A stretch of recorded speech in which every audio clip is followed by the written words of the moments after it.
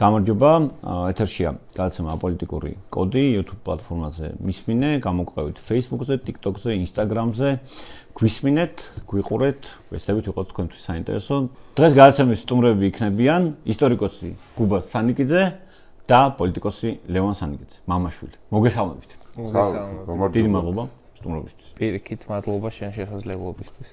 მინდა ვისაუბრო ერთ-ერთ წავი პრობლემაზე, რომელიც ჩემი ამ ბოლო პერიოდში დაგვიდგა, ოღონდ ბოლო პერიოდს რას უწოდეთ, მაგასაც კი ვერ განსაზღვრავ, ანუ კლუბები ყოველ დღე, თუ არა, კვირაში ერთხელ ხდება რაღაც მკვლელობა და შეიძლება დარწმუნებული იყოთ, რომ ამ კლუბის მიზეზები არის ძალიან წვრილანი რა, ყოფით მიზეზსაც ვერ უწოდებ რა, ამ კლუბები ხდება რაც ხრის გაკვრის გამო შეიძლება მოხდეს მკვლელობა, რაღაც ვიღაცას არასწორად შეხედა და ასე შემდეგ. აღდგომის სუფრიდან მოკლეს ყაზბეგში გია ხაიკაშვილი.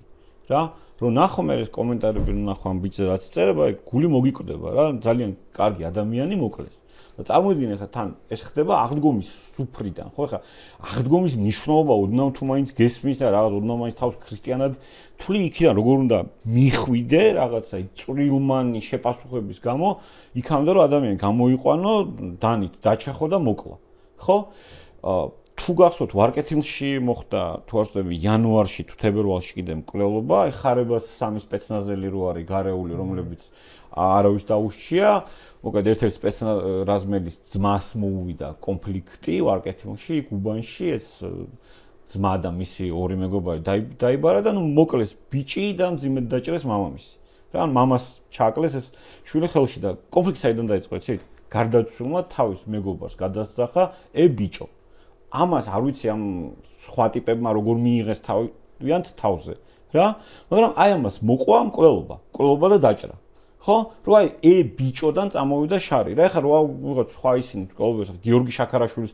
მკვლელობა რო ავიღოთ სულად უდანაშაულო ადამიანი ხო მოკლეს და საბრალდებო დასკვნაში რაც არის რო წაიკითხოთ რა ორი მხრიდან ამ მოკლუს გადაუკეტეს გზა და აი გამწარებით არის ნაცემია უბრალოდ რას წარმოადგენთ თქვენი აზრი მაინტერესებს ბევრი მიზეზები აქვს ამას, მაგრამ ყველაფერი ეს თავს იყრის მაინც ერთ რამეში, ეს არის უმეცრება, უწიგნურობა, გაუნათლებლობა, სიბნელე. ღრმა სიბნელე. აღდგომა დღეს რო კაც მოკლავ, თუ გინდა აღდგომა დღეს არ იყოს, ხო? რო იჩემებ ქრისტიანობა რა შუაში აქვს. ქრისტიანმა კაცმა როგორ შეიძლება მოკლა ვინმე. ხო?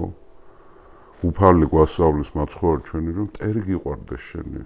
მოყვარსზე აღარ არის ლაპარაკი და მოყვარეს. მტერი გიყვარდეს შენ. ანუ როგორ არის იცით, ჩვენ გავიარეთ ისეთი სტადიები, თან ძალიან სწრაფად გავიარეთ რა. არ შეიძლება ათეისტური საზოგადოება უცებ გახდეს მორწმუნე. ტყუილია ეს, გამოგონილია. ხოთაშვილის მარტო ჩვენ არ გვჭირს ახლა, რაც რუსებსაც დაემართათ, ხო? თავი გამოაცხადეს ქრისტიანობის მედროშე ქვეყნად და ლენინის აკოთებული გვამიუდებთ კიდევ იქ. ხო? არ შეიძლება, აი როგორც ქართველები ზერელეობა ჩვენი ერთ-ერთი ყველაზე ცუდ თვისება არის. დაუდგენლობა, ზერელეობა, უწიგნურობა, უზუსტობა. როგორაც რაგულითაც ზეიმობდნენ 7 ნოემბერს ქართველები. მცირე ხნის წარსულის დროს პირველ მაისს აი ისეთი გულით და ისეთი სინდისით ზეიმობენ აღდგომას და შობას და ასე გააზრებული არ აქვთ რელიგიური განათლება არ აქვთ რელიგიური განათლება თუ გააქვს მაშინ კაც არ მოკლავ უბრალო მიზეზზე არ ახირდები ავაზაკობა საერთოდ ერთ-ერთი ჩვენი თვისება ახუშტი ბაგრატიონი ნახეთ ქართველების დახასიათებაში ბევრი კარგი თვისებები გვაქვს, რაც სხვა ხალხებს არ აქვს, მაგრამ ისეთი ცუდი თვისებები გვაქვს ჩვენ ხომ. დავანებოთ ყველაფერს თავის. ტყვეთა ყიდვა ჩვენთან. აი თურქები, ოსმალები ყიდულობდნენ ბავშვებს ჩვენგან, მაგრამ ჩვენც ხო ყიდით იმათ. მეზობელს ბავშვს პარავდა. არც თუ ისე დიდი ხნის წინ. ისტორიულ კონტექსტში. ხო. მით უმეტეს საქართველოს ისტორიას თუ ვილაპარაკებთ, ხო, რომელიც ათასწლეულებს მოიცავს. საერთოდ როგორ არის იცით აი მწვერვალებიდან დაცემამდე ძალიან იოლია თავარი გადახდა და გისერ მოიტეხო რა. ხდება ხოლმე დაცემები, კულტურულ ერებსაც მოძდეთ ხოლმე. აი უძველეს ჩვენი ხანა რო ნახოთ, თქვათ, მაგარი არგონავტების ეპოქა, კრეტამიკენის დროინდელი კოლხეთი, ოქროვანი, ოქრომრავალი კოლხეთი, ხო? უმაღლეს განვითარების ქვეყანა, ხო? და მერე ახლავე 400 წელიწადში უკვე ქსენოფონტეს მიერ მოხსენე, რომელმაც გაიარა ის ტერიტორიები, სადაც ჩვენ წინაპრები ცხოვრობდნენ. უნდა ნახოთ, როგორი დაცემული არის ზნეობა. ცხოველების დონეზე არიან ჩვენი წინაპრები. ხდება ხოლმე, ერები ეცემიან ხოლმე. უცებ ერთ თვალის დახამხამებაში ახლა გერმანული ცივილიზაცია, გერმანული კულტურა და მერე ფაშიზმი. ირანული ცივილიზაცია, ირანული კულტურა და რაც ხდება ახლა. ხო? ხდება ხოლმე. რუსებსაც დაემართ, ახლა რუსებზე ჩვენ ვერ ვიტყვით, რომ კულტურა ხალხი არიან, ყოველ შემთხვევაში მათი ელიტა საკმაოდ განათლებული იყო, ახლა მე-19 საუკუნეში ვერცხლის საუკუნე გაიარეს და ლიტერატურა შექმნეს და მუსიკა შექმნეს და ფილოსოფიური აზროვნება, კი, რა თქმა უნდა, ევროპული ცივილიზაციის ნაწილია. რაღაცები გადამღერებულიც აქვთ, მაგრამ ნუ შექმნეს რა და მე რა მოხდა 1914 წელს მთელი რუსეთ ფეხზე იდგა მეფის სურათებით, ომის გამოცხადებით, რომ აი ბოლომდე უნდა ვიომოთ, ეს უნდა ვქნათ, ის უნდა ვქნათ და 17 წელში დაამხეს ყველაფერი თავზე დაიმხეს. ხდება ჩვენთანაც ხდება ეს. და საერთოდ ხალხის ბრბოდ გადაქცევა უცებ შეიძლება წამიერად შეიძლება მოხდეს ახლა ჩვენ ახლა ბიბლიაზე და ქრისტიანობაზე და ახალ აღთქმაზე ვსაუბრობთ ახლა კვირას ტრიუმფით შევიდა მაცხოვარი იერუსალიმში და ოსანას უმღეროდა ხალხი და იმავე იმ ხალხმა პარასკევს ჯვარზე გააკრა ვინმე სხვა კი არ მისულა იქა ამიტომ ეს ჩავარდნები აი მუდმივი ტრენინგი ჭირდება ხალხს. ჭირდება ელიტარული საზოგადოებაც უნდა იყოს. ჩვენთან ელიტარული საზოგადოება, ელიტა თითვლება ვინა, სალაფავს მისეული ღორები რა. ბიუჯეტის ქურდები. ეს ითვლება, ხო? არსებობს ელიტარული საზოგადოებები ახლა, ხო?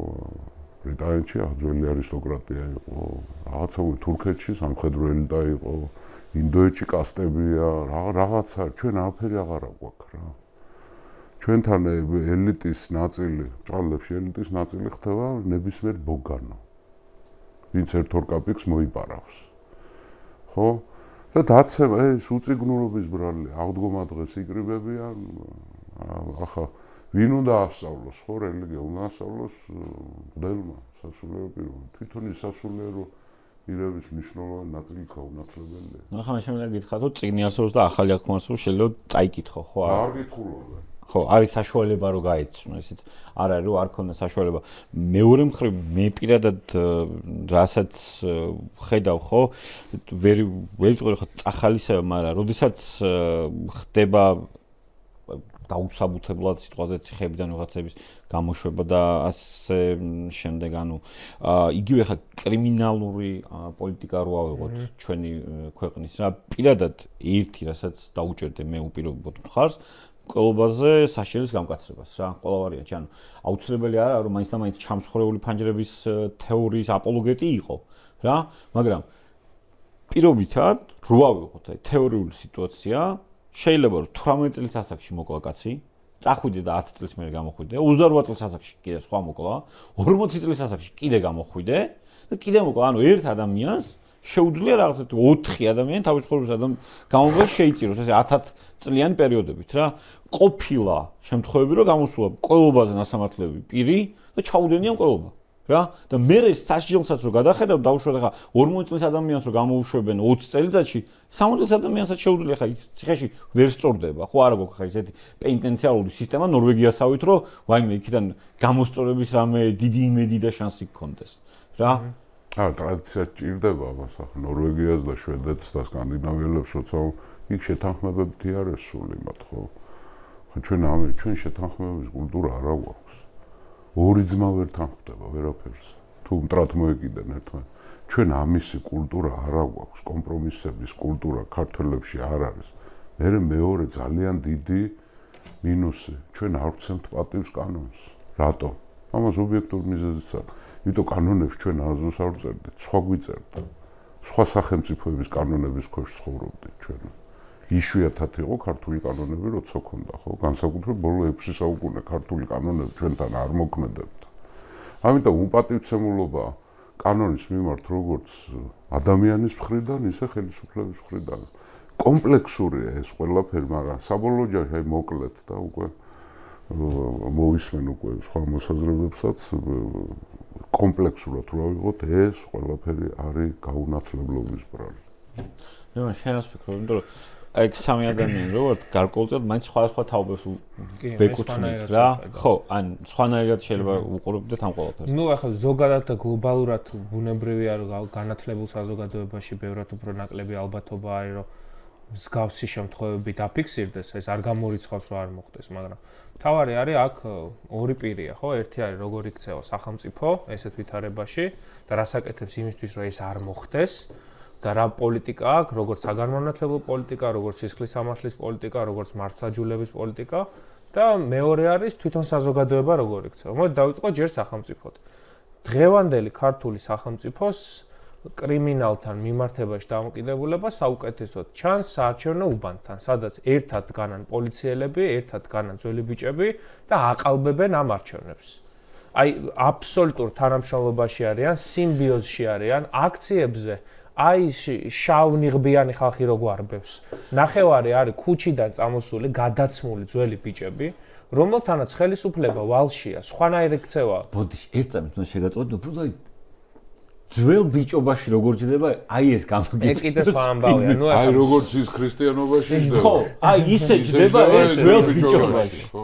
ეგ არის აბსოლუტურ თანამშრომლობაში არიან, ასევე ახლა მე რა თაობიდანაც მოვდივარ, აი 2005-ში შევედი სკოლაში, დავამთავრე 2017 წელს. ბევრად უფრო ნაკლები გავლენა ქონდა, ну ფაქტობრივად ახლა იმ 2012, 13, 14 წლამდე აი ამ ქურდული სამყაროს მიმართ აბსოლუტურად ანტაგონისტური დამოკიდებულება იყო, იმიტომ რომ სახელმწიფო პოლიტიკაც ესეთი იყო, რომ კრიმინალთან ბრძოლა, რახან სახელმწიფოს ქონდა გამოცხადებული რაღაც უპრეცედენტო მასშტაბით ქურდულ სამყაროსთან, აი ამ აღქმასთან, თუმცა ახლა მიუხედავად იმისა, რომ მე ესეთ პერიოდში არ მიცხოვრია, სადაც საბჭოთა კავშირში ქურდების სიტყვას სხვა მნიშვნელობაც ქონდა, იმიტომ რომ ალტერნატიული სასამართლო იყო რა, წითელი აი ამ საბჭოთა სასამართლოს მიღმა რაღაც სხვა სასამართლოს. იმასთანაც კავშირი არა აქვს იმ ქურდულთანაც, ხო? ახლა როდესაც კოორდინატორად მუშაობ, ეგრეთ წოდებული მომავალი ეს არა, აი მასწავლებლები სამწუხარო. უკაცრავად ჩემს ბავშვობაში ქურდები პამიდორს არ ჭამდნენ, რო წითელი იყო. პასპორტი არ უნდა, არ უნდა ანუ ერთი ტაბუ რაც იყო ყველა ვარიანტში, თანამშრომლობა ხელისუფლებასთან ქურდულში იყო. გამორიცხავდა. მე გეტყვი ახლა მაშინ ეგეთი ომიც კი იყო, როდესაც მეორე მსოფლიო ომიდან დაბრუნდნენ ქურდები. სუჩევაინა არის ეგეთი ძალიან ცნობილი ომი იყო იმ ქურდებს შორის, რომელსაც ითანამშრომლეს და სტატუსის აღდგენა და შენარჩუნება უნდა და ანუ რამკიან აი ეხა ეს ეგრეთ წოდებული უდიდესი პრეზიდენტი როგორც აირჩიეს ხო ბატონი ყაველაშვილი ჩვენი ქვეყნის სიამაყე და ნამდვილად ერუდირებული ადამიანი რომელიც არაერთ ენაზე საუბრობს და წარმოადგენს ქვეყანას საუკეთესოდ საერთაშორისო ურთიერთობებში აი ეს ადამიანი ერთ-ერთი პირველი ხო რა გააკეთა ერთი კანონებს მოაწერა ხელი იმ ძიმე რეპრესიულ კანონებს და მეორე ნახევარი ვინც იყო ამ ქვეყანაში ბრალდებული მე მგონი განზრახ ყველობაზე გამოუშვა ქუჩაში. პრობლემა ის არის რომ შენ არ იცი კაცო, გამოუში, კი. რაზე ლაპარაკი? შენ არ იცი ვინ გამოუშვეს? არა, ხო, ეგ არის, ნახე, შენ არ იცი ვინ გამოუშვეს. მე მეორე არის ხა წინა ხელისუფლების პირობებში, როდესაც ვიღაცას გამოუშვებდნენ, მაინც მეტი ალბათობა ქონდა, რომ დაზღვეული იყავ იმ თვალსაზრისით, რომ დიდი ხანი მოხდებოდა შესწავლა, იმიტომ რომ ისეთი ანტიკრიმინალური ხელისუფლების პირობებში, როცა ეგეთ ადამიანს უშვებს, სავარაუდოდ ბევრად უფრო მეტი დრო არის დათმობილი და აქ აი უბრალოდ რომ არჩევნებში კოორდინატორად დაიყენოს და ქუჩა უკონტროლოს, ამის გამოუშვებენ, ხო? მეორე არის ეს ქურდული აი ამ რაღაცა მიმდინარეობის რომანტიზება, რომელიც სამწუხაროდ ძალიან აქტიურად მიდის ახალ თაობაში, აი მომავალ თაობაშიც, სკოლის დონეზეც. ასევე აქ ჩემთვის ძალიან დიდ როლს თამაშობს აი პოლიციის, კრიმინალის და აი ამ ნარკომანიის სიმბიოზი, იმიტომ რომ აი ტელეფონით უცებ შეგვიძლია ნებისმიერ სახის ნარკოტიკი ვიყიდოთ თბილისში. ეს არ არის ნორმალური. ეს ამ ქვეყანას გამოვლილი აქვს, როდესაც საბჭოთა დივერსია იყო ჩემი აზრით, როცა შემოყარეს დიდი რაოდენობით ნარკოტიკი და დააწყვეტინეს ნახევარ საქართველოს ერთმანეთი. და აი ზუსტად ამ ტიპის დივერსია აქვს, ხო? და სახელმწიფო პოლიტიკა რა არის? კრიმინალი არის წახალისებული. არავინ, აი ვინ გახსენდებათ, ვინც აი სამაგალითოდ დასჯილა. და როდესაც პოლიციელი იქცევა ყველაზე ცუდი ბანდიტივით, აი ხა ეს გედედი, ხო? რისთვის არის შექმნილი? რომ ყველაზე მძიმე კრიმინალურ ბანდებთან და სახელმწიფოსთვის პრობლემის შემქმნელ რაღაცა ინდივიდებთან კონდეს დაპირისპირება სახელმწიფოს სახელით. ხო ამისთვის არსებობს იდეაში. თვითონ გახდნენ ესეთები. აი ეხლა გედედეზე უფრო დიდი კრიმინალი ამ ქვეყანაში ძალიან ცოტა ადამიანი იქნება. და როდესაც სამართლებრივ გითხარი შემთხვევა, როცა სამართლებრივ სახელმწიფოში, სადაც პირველივე სხვათა შორის მაშინ არ ვიცი, ჩემი ქართულ ოცნებაში იყო, მაგრამ პირველი ეს ამნისტია რო გაკეთდა, მაშინ ბიძინა გამოვიდა და რაღაცა უნდა შევეგუოთ და გაგებით უნდა მოვეკიდოთ თუ რამე მოხდება. ეს იყო მაშინ პირველი სიგნალი. სადაც ჩემი ღრმა რწმენით მაშინ ამნისტიაში ბევრი არაამნისტირებადი ადამიანიც მოხდა. აი ძალიან ბევრი, რომელიც შემდგომში ხა ეს სტატისტიკაც არსებობს და არასამთავრობო ორგანიზაციებს აქვს ხელმეორედ ჩადენილი დანაშაულის ალბათობა, როგორ იზრდება, როდესაც ესეთი ადამიანები ქუჩაში გამოდიან, ხო? და ხა სამართლებრივ სახელმწიფოს პრინციპებს თლიანად ღალატობენ. ქვეყანაში არის კრიმინალური რეჟიმი და ბიძინა ივანიშვილი ჩემთვის არის კლასიკური ბანდიტი.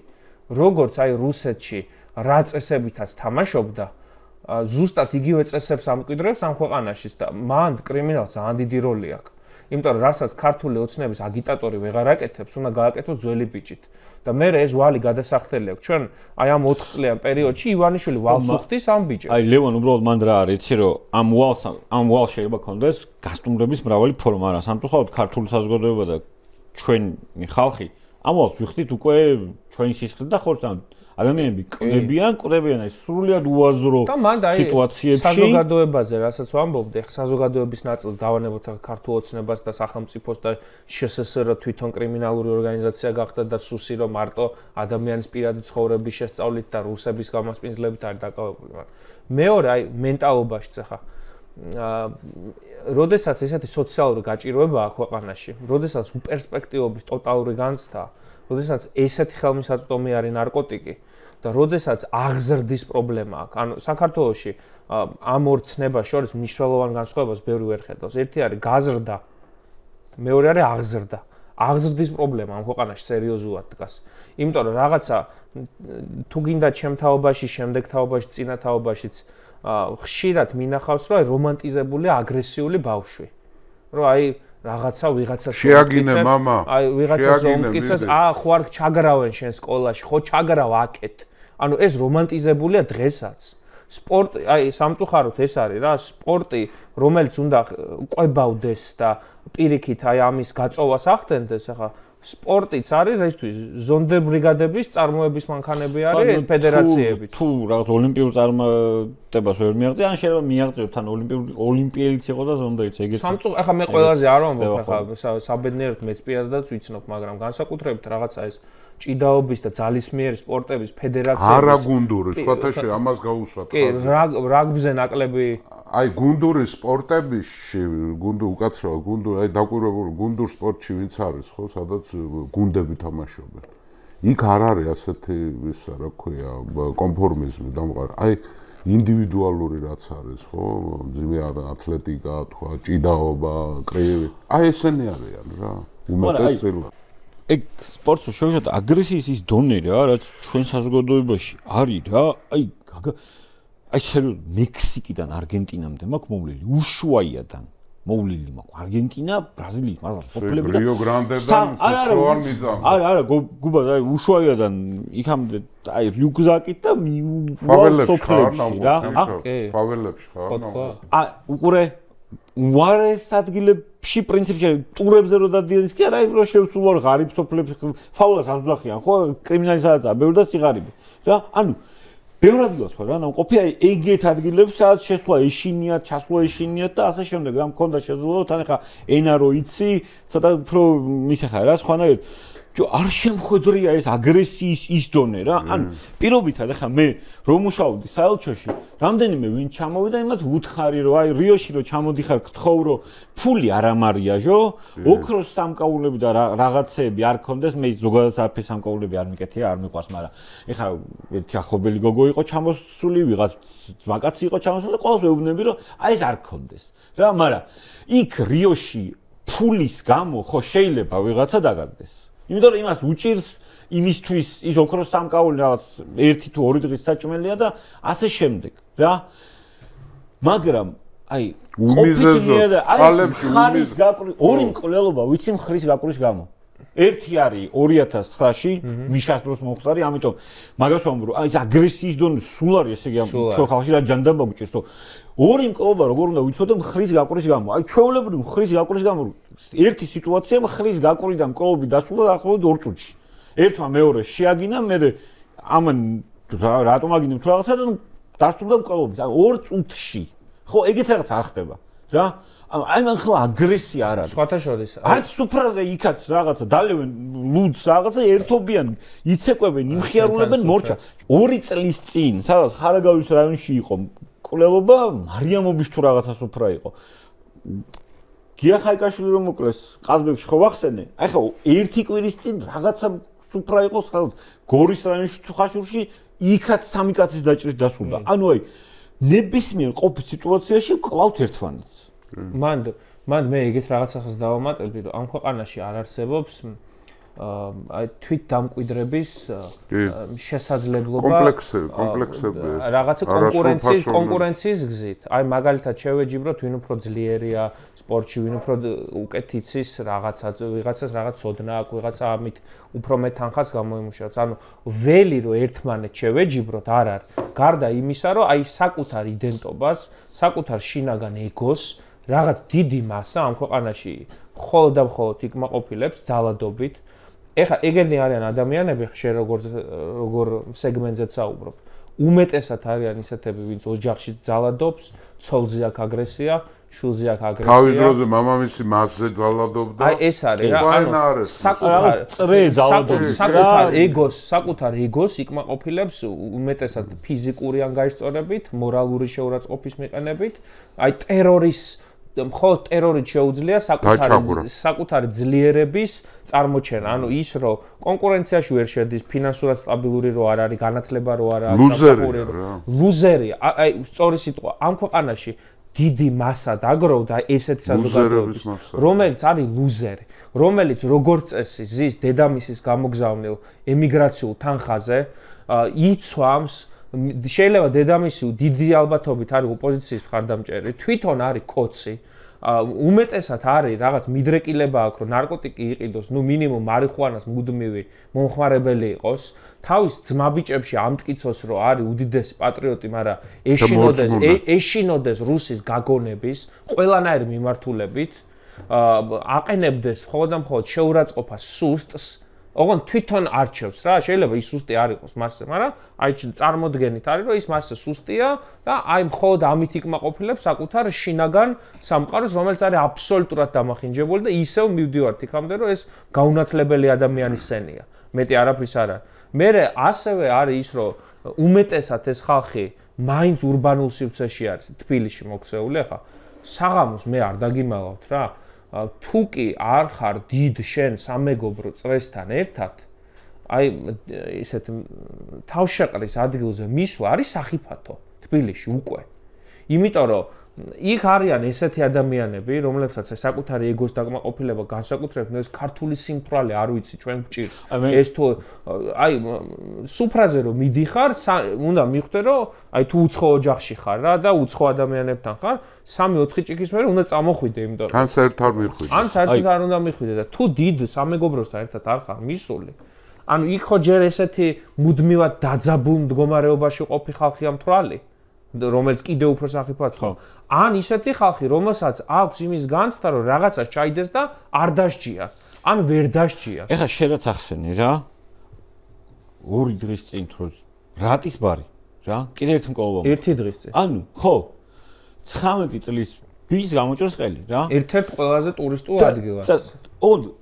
ეს მერამდე მკვლობა ამ ბარში მე არ ვიცი, რა. ან პირველ შემთხვევაში კი არა, ხო, რომ გასაგებია რომ ჭრიან და რა ვიცი. არა, დაჭრა მკვლელობა, რაღაც გასაგებია, ბარის პასუხისგებლობა არის ის, რომ იქ დანით არავინ არ უნდა შევიდეს, დაცვა რაღაც უნდა აკეთებდეს, ვაფშე საერთოდ რა ხდება ამ რატის ბარში, მე არ წარმოვიდგენ, აი ვერ ხვდები რა, ანუ ჩვეულებრივი ისა სახელი უკვე უკავშირდება ან დაჭრას ამ მკვლელობას რა, მაგრამ ზოგადად ეს სიტუაციები ნებისმიერ ბარში შეიძლება მოხდეს. ნებისმიერ თავყელობის შემთხვევაში შეიძლება მოხდეს, ანუ სახში იქნება თუ გარეთ იქნება, ანუ ეგ სიტუაციები ხდება. ნუ შენ არ ოდნავ დალევენ და მე აი ვიღაცაზე უნდა გაიქაჩონ, ვიღაცთან თავშქვა უნდა ჩარტყას, ან დანა უნდა გაუყაროს და ასე შემდეგ. იმიტომ რომ სამეგობრო წრეშიც აი მეორე დღეს თუ რამით ამაყოფენ არიან, რომ აი ვიღაცა გალახეს.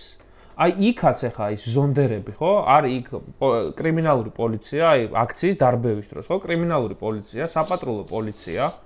არის ეს GTD და არის კიდე რაღაცა ეს შავ ფორმიანი საზოგადოება ჭყალებში, რომელიც უმეტესად არიან ესეთი ადამიანები, როლაპარაკობენ არიან ახალგაზრდები და აი არარეალიზებული ტიპები. და რო კითხო ცხინვალში აქ ნაუმა.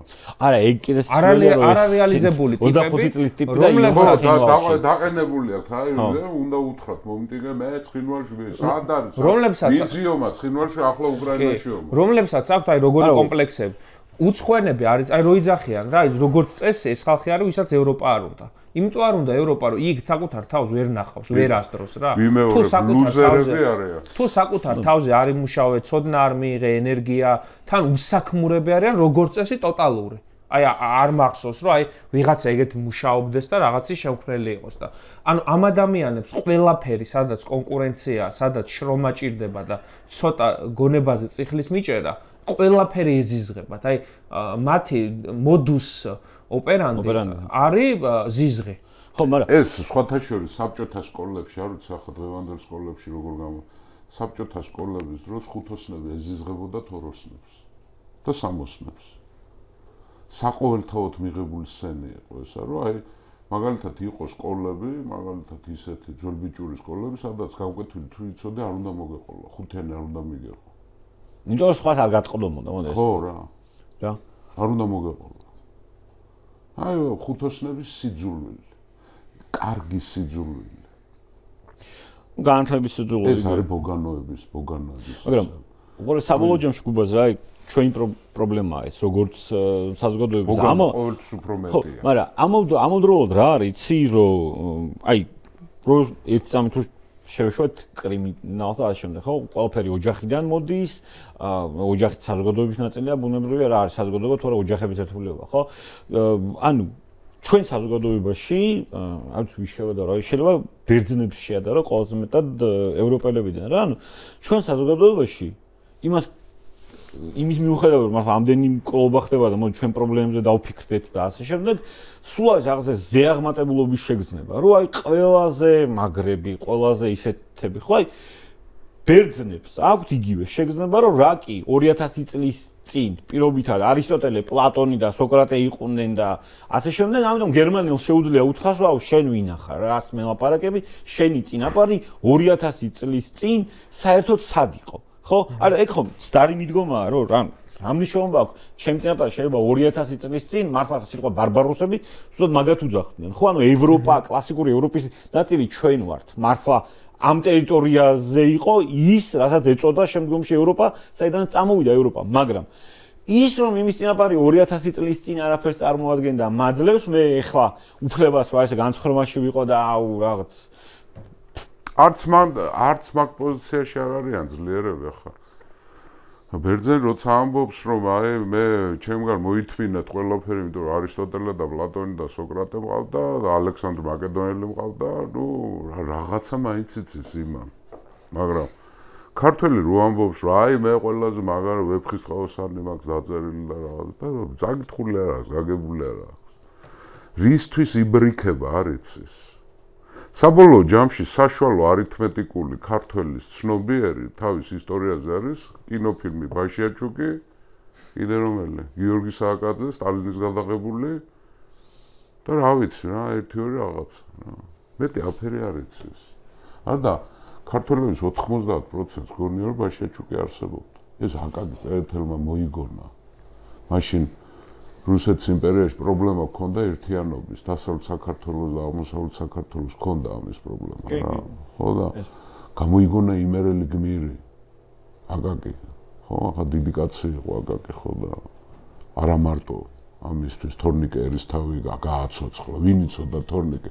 თქვენ ნახეთ საქართველოს სახელებში, ქართულ სახელებში აკაკი წერეთლამდე რამდენს ერქვა თორნიკე? ჩემშულს ქვია. აკაკი წერეთლის მერე ქვია. ხო? მანამდე არავის არ ქვია. იმიტომ რომ აი ამ 60-იან, ამიტომ არის გენიალური, გრანდიოზული ღვაწლი აქვს, გააცოცხლეს ძველი ქართველი გმირები, ხო? გამოიგონა ეს გმირი. რო ერთობის შეგრძნება გაჩენილი იყო, მაგრამ აქ ჩათვალეს, რომ არის, იყო ბაშიაჩუკი.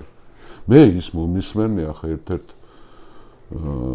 მაშინ რა ქვია ტაძრის სასულიერო პირი, ახლა არ მინდა ახტავასახელო.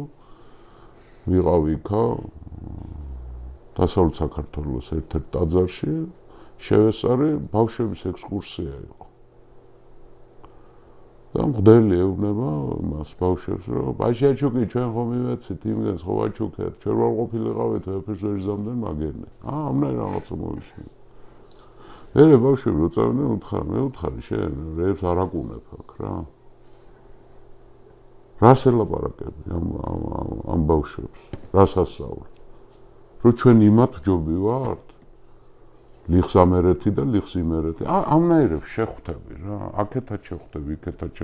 ანუ საერთო ჯამში აი ეს ცივილიზებულობა არის ძალიან სიფრიფანა, რაღაცა აპკია გადაკრული, თორე ცხოველი ცხოვრობს და ჩვენთან ეს ძალიან დავიწროებულია, ძალიან თხელი გახდა უკვე, იმიტომ რომ არაფერი აღარ გვაკავშირებს. ახლა შეხე მაგალითსაც აქვს ხო მნიშვნელო რატო არის მერიტოკრატია, რატო აუცილებელი საუკეთესო მოდის. ანუ საზოგადოებას ისეთი ცხრილი აქვს, რომ საუკეთესოები ამოდიან აქ პირიქით არის. შეხედეთ ხელისუფლებაში ვინ არიან, ვინ მართავს ქვეყანას, კანონებს ვინ წერს, ანუ დეპუტატები ვინ არიან, აღმასრულებელ ხელისუფლებაში ვინ და იმ ბავშვს გეუბნე, რო ეუბნე ფიზიკა ისწავლე, ის ბავშვი გეუბნე, რატომ უნდა ვისწავლო, კაცო, აგერ შეხედე პრეზიდენტი ერთ წერა კითხვის უწოდინარე. რატო მაძალებ ამ ფიზიკის სწავლას? რამდენიმე დარწმუნებულია რომ მართლა. რატო კაცო წავალ აგერ შევეკურები, გავაყალბებ არჩევნებს, გავლახავ ვიღაცა ოპოზიციონერს და დამნიშნავენ სადღაც. უბრალოდ აი შე რო ახსენ გორის გამგებელი ახლა თუ ის არა მერი იყო ეს არის ხინჩაგასოზე ამბობ თუ ვიზა. ტიპი გამოვიდა და გუშინ წინ იძახა ხალხი უკეთეთ და იძახის რომ მასონებსო თუ ვიღაცას გლობალური ომის პარტიასო უნდა 1 მილიარდი კაციო ცოცხლად დატოვოსო და 8 მილიარდი ამოწყვიტოს. ბიჭო, ამნაირი კაცი თავმდეობას გია ფსიქიატრიულში უნდა იყოს რა. კი ბატონო. და ესეთები მართავენ. ან თან მან რა არის იცი რომ მართლა რო არსებობს ეგრე გლობალური ომის პარტია არსებობს ტექნიკური საქმე. ახლა მილიარდს დავანებოთ თავი და დაანჩენი ეს 7 თუ 8 მილიარდი ვინა. მთელი ლათინური ამერიკა უნდა ამოწყვიტონ.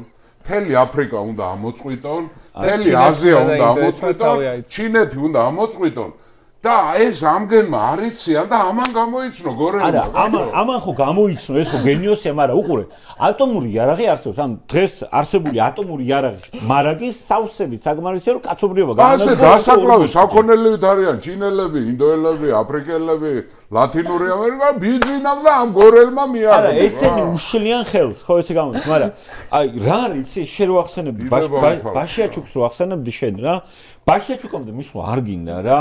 იმიტომ აჯერებ ამ ხალხს deep state-ს რომ ხალხს გიორგი ჩუბინიძე არის ეგეთ Facebook მომხმარებელი რამდენიმე დღის წინ ამ ბიჭმა დაწერა რომ აი ხუმრობა დაწერა ბოლოში მითითებული აქვს რომ ხუმრობა მერე პაპის ქართველობაზე პაპის დედით ქართველი დედა არის ჰაიტელი კრეული ხალხი შავკანიანია აი შერეული რასა ასე შემდეგ და ხუმრობა ვიღაცა ქალბატონმა ის ადამიანწერა მაგაზე დავწერე რაღაც სტატუსს Facebook-ზე ვიღაცა ქალბატონი მიწერს რომ დმანისშიო ზეზვადამზიაო ხო ქართველი იმათ შთამავალია შეიძლება ანუ ეგრე ყველა ჰომინიდი აფრიკიდან მოდის აი ხო შეიძლება სადღაც გავჩერდეს ზეზვადამზიაზე მეც გამიგია რომ ქართველები გონიათ ეთნიკური ქართველები ის ზედმეტი ადამიანები კი არა, მაიმუნები იყვნენ უფრო რა. ხო და ძალიან ბევრი მეუნეა რა, ჩაენ ხო აი აქ ქართველები იყვნენ ზედმეტი, გონიათ რომ სახელი და გვერდ წაიკითხეს. უნახავთ მაინც ზედმეტი. თავისქალა როგორ გამოიყურება, მათი აი ვიკიპედიაში მაინც თუ ნახოთ, მაგრამ აი ამის ჯერ რაში გჭირდება? აფრიკის მიღმა ყველაზე ძველი ჰომინიდია. კი, პირველი, მაგრამ ანუ აფრიკის მიღმა მოგზაურობა ადამიანს და მაიმუნს შორის. ხო და ან აფრიკის მოგზაურობაზე ერთ-ერთი გაჩერება ვიყავით ჩვენ დმანისი ძალიან კარგი. ქართველის და სომხის დავავნახე ამას და სომეხი იყო ძალიან დაღონებული. რატო? იმიტომ რომ იქ ვერ აღმოაჩინა. Оказывается, ичменზე ნიშო древнее, чем на самом деле. ხო? ეგ ვარიანტი. ეს არის აი ეს სულ წიგნურობის. მაგრამ აქ კიდე რა კითხვა იცი? პრაქტიკული მხრიდან აი ლევან შენთვის რა მნიშვნელობა აქვს? ეხლა პაპი ქართველია თუ არა, თუ ქართულ საქმეს არ აკეთებს. დაუშვათ რა. თუ აი ქართულ საქმეს არ ეგეთ რაღაცას. ნიკოლოზ ცისკარიძე არის, მამით ხო ნახდათ ვიცით რომ ქართველია, ბალერონი როა, რუსი რა. მე ხო, ეგ არის, ნახე, მე ეგეთ რაღაცასაც ვიტყვი. ჩვენ რის გაკეთებაც შეგვიძლია მინიმუმ, ხო, როგორც საზოგადოება, სახელმწიფოს არის, რომ თუ ვერ ვქმნით ახალს, რაც წინაპრებმა შექმნეს, ის დავიცოთ და გელათი ინგრევა, სვეტიცხოველში ჩადის წყალი, ნიკორწმინდაში ჩადის წყალი, ჯვრის მონასტერი ინგრევა, ხო? ანუ ეს უკვე ავტომატურად გამორიცხავს, რომ შენ თამამად იამაყო აი ამ ვითარებაში შენი წარსულით. ანუ ამას თუ ვერ იცავ. აი ამას თუ ვერ იცავ, საერთოდ რაზე გაქვს პრეტენზია? ეს არის ფარისევლობა. მიხეილ სააკაშვილმა აშენა ბაგრატის ტაძარი, მეც დავცინოდი და მეც წინააღმდეგ ვიყავ ამის, მეც მქონდა ჩემი ისინი, მაგრამ იმის უნარიც მაინც ამაქვს, რომ თქვა რომ რაღაცა შემეშალა, ხო? აშენებაში ჯვარზე გავაკარეთ კაც. ბაგრატის აღდგენაში. სხვათა შორის რუსების დანგრეულია ეს, ხო და? კი.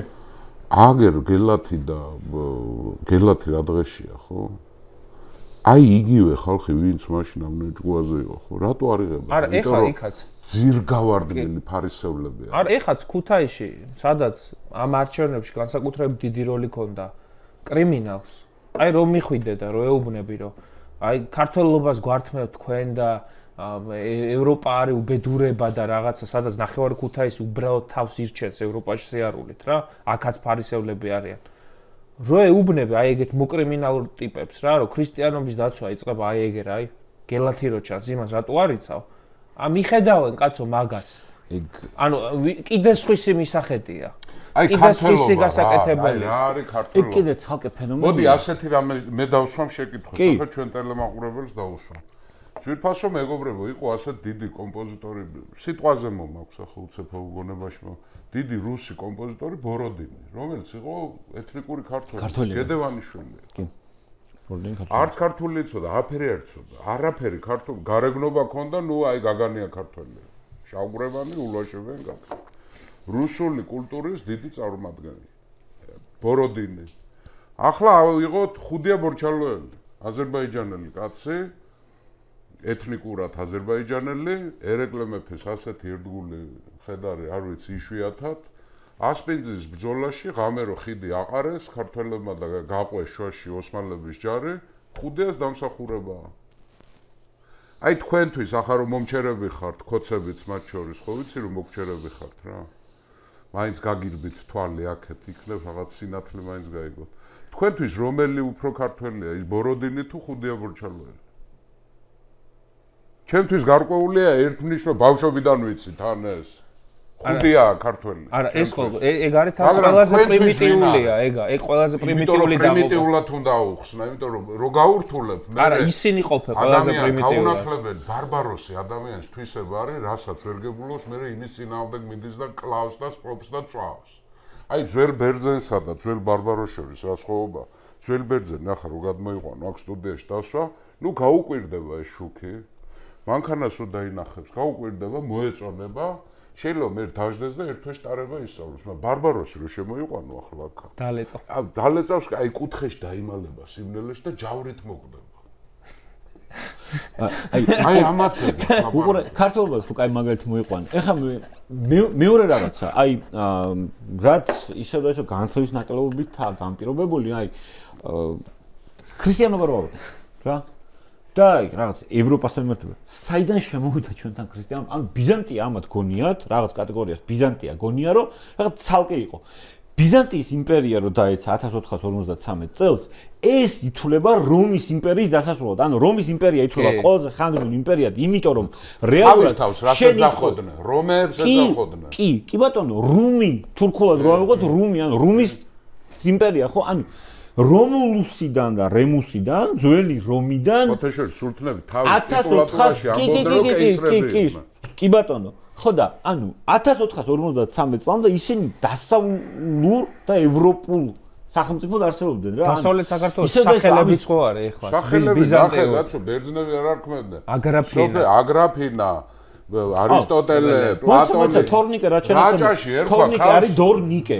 ნიკეს საჩუქარი, დორნიკე. ისა ქალს ერქვა, ერთ მოხუც ქალს ერქვა ასპაზია. თვითონ არ იცოდა საიდან ასპაზია იყო პერიკლეს ცოლს ერქვა. ერიკლეს ცოლს ათენის რა ვიცი თეოდორე რო ავიღო და ითვლებოდა რომ კაცთა შორის ყველაზე ჭკვიანი არის პერიკლე და ქალთა შორის ყველაზე ჭკვიანი არის ასპაზია მილეტელი ქალი იყო ასპაზია ერქვა და არც იცოდა აი ქართული სახელები და რომელია ქართული სახელები არის ან ბიბლიური ან ბერძნული ან არაბული ნუ ძალიან ცოტა რაღაცა არის ზურაბ მაგალითად სპარსული წარმოშობის სახელია ეს კულტურაზე მეტყველებს რომ შენ დიდი ცივილიზაციის მიღება ათვისება იაპონური კულტურა ხო რა არის ჩინურის გადამღერება, მაგრამ ისეთი ორიგინალური შექმნეს. თან ჩვენ ვიყავით გზაჯვარედინა და რეალურად მთელი კულტურული ის ილექებოდა. ქართული ენა აიღო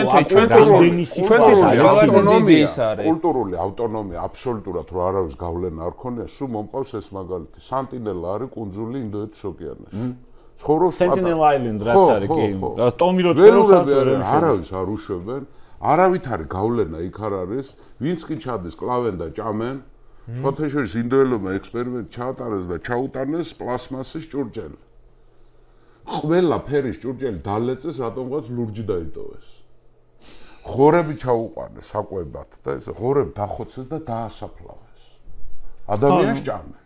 იმათ აქვთ ნაღდის სუვერენიტეტი. ესა სუვერენული ხალხი. რატომღაც კიდე წარმოდგენებში გვაქვს რომ თელი ისტორიის განმავლობაში თითქოს რაღაც განყენებულად ყოფილიყავით, არა და რეალურად. აი ენა რო აიღო, ქართული ენა ძალიან კარგად განახებს რამდენად ქონდა უცხოურის გავლენა. აი ადვოკატის შესატყვისი ქართულში არის ვექილი. რა?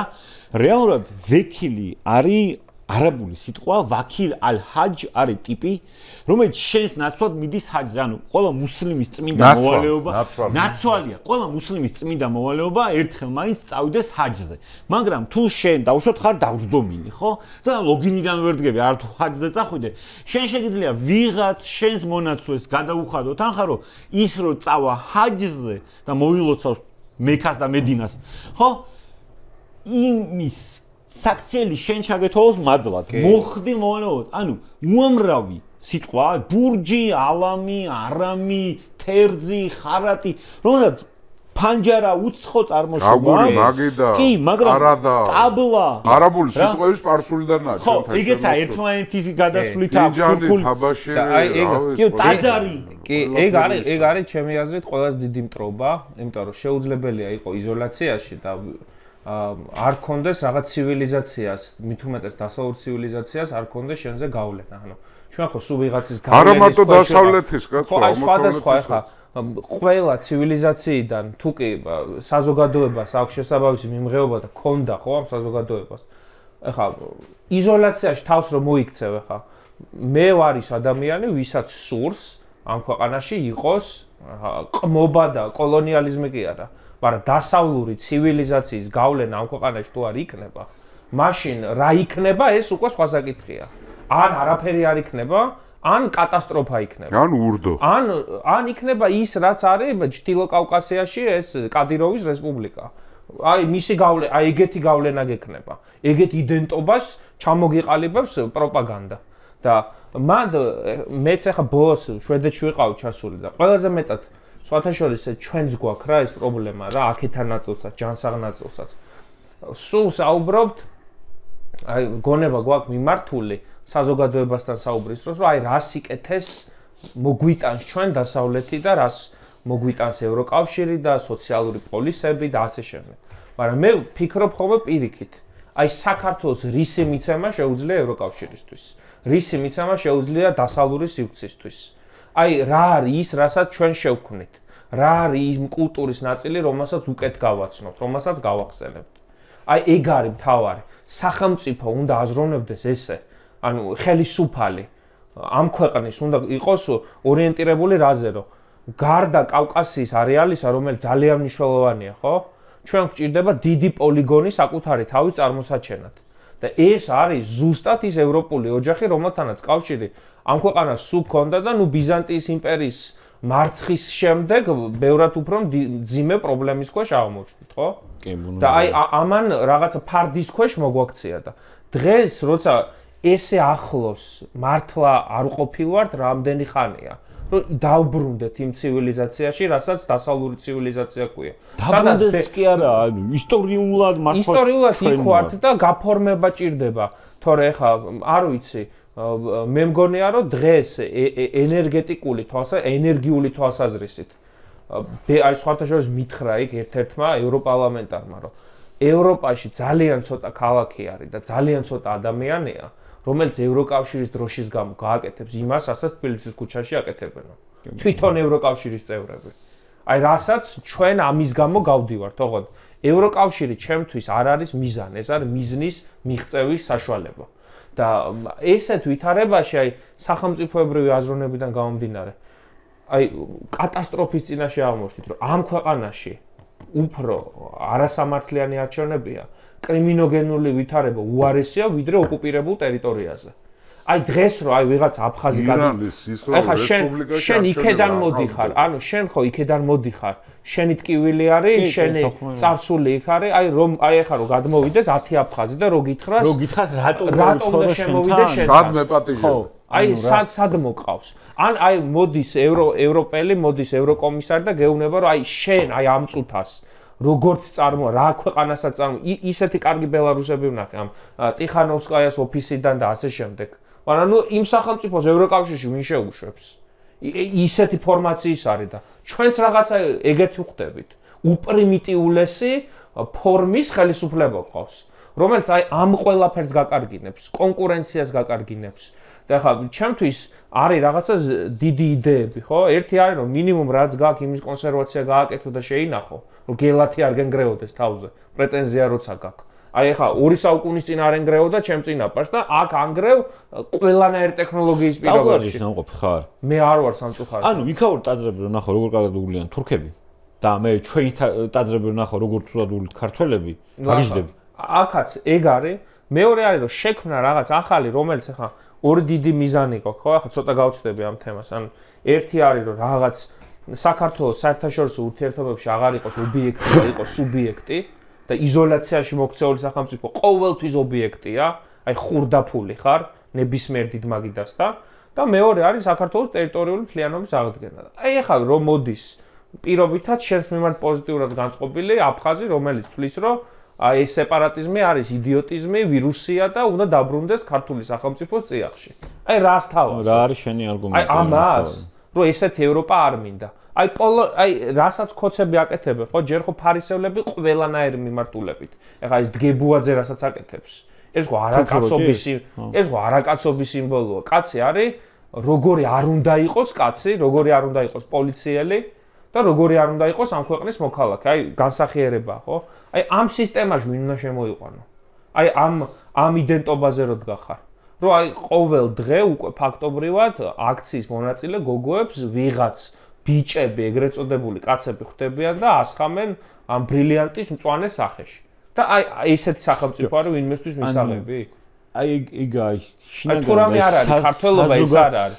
ეგ ხო არც ქართველობა, არც ადამიანობა, არც კაცობა, არც არაფერი, მაგრამ შინაგანი პრობლემა იმაში მდგომარეობს, თუნდაც რომ არის საზოგადოების საკმაოდ მნიშვნელოვანი ნაწილი, რომელსაც ეს არ შეფოთდება. ანუ რამდენად ვართ საერთოდ ჩამოყალიბებული საზოგადოება იმის ირგვლივ თუ რა არის ჩვენი ტრადიცია, რა არის კარგი, რა არის ცუდი, ანუ სიკეთესადაა და ბოროტებასადაა თანმიმდევრული ხო უნდა იყო. თუ ამბობ რომ აი ეს მაგიდა არის თეთრი თუ რა კრემისფერი აფერიცა მეორე წამს იგივე პათოსით ხო არ უნდა ამტკიცებდა რომ ეს შავია და მე პირიქით ანუ რაღაცაზე ხო უნდა შევთანხმდეთ ხა პირობითად რა მიყვარს ამ მაგალითს მოტანა კარფურში შეკრებილი ადამიანები წარმოადგენენ საზოგადოებას რა სახელმწიფოს ნიშნებით შეიძლება შენიშნო ანუ არის ტერიტორია არის დაცვა არის რაღაც ბიუჯეტი არის მოლარეები არიან ყოველს რაღაც თავის საქმე ყოველს თავისი დღის წესრიგი აქვს ხო მაგრამ ეს ხო კარფურ შეკრებილ საზოგადოებას არც საზოგადოებად არ ხდის ამ სიტყვის მნიშვნელობით არც სახელმწიფოდ ბუნებრივი არ ჩვენი საზოგადოება ანუ აი ესეთი არათანმიმდევრულობით და გაორებით ხშირ შემთხვევაში აი სად ვართ აი ეს მაწუხებს შეგითხო რომ შემოგიტრიალო კი შემოატრიან როგორ არა ჩრდილო კორეელები და სამხრეთ კორეელები რამეზე შეთანხმდებიან ეხლა დღეს უკვე ვეღარ წასულია მატარებელი кайხმის თავმჯდომარეობაში მე ასე მაქვს წარმოიდგინე 2-1-ზე ვართ რა 2/3 ამერის ჯანმრთელი მე ფსიქოლოგიურს და მორალურს გულისხმობ ეს წარმატების საწინდარია. აი 1/3 არის არ ექვემდებარება არაფერს რა. აი ისე ვიმეორებ. არავით არის ის არა მაქვს. არც ისინი არ არიან უმეტესილად აგრესიულები, მაგრამ არ იცვლებიან. აი ბევრს ნახავ, ლარს მანე სულ ვიმეორებ. ლარს მანეც ეძახიან კიდე. თეთრს კაპიკს ეძახიან. პოლიციას, მილიციას ეძახიან. გამგებელი რაიკონის დივანი გონიათ.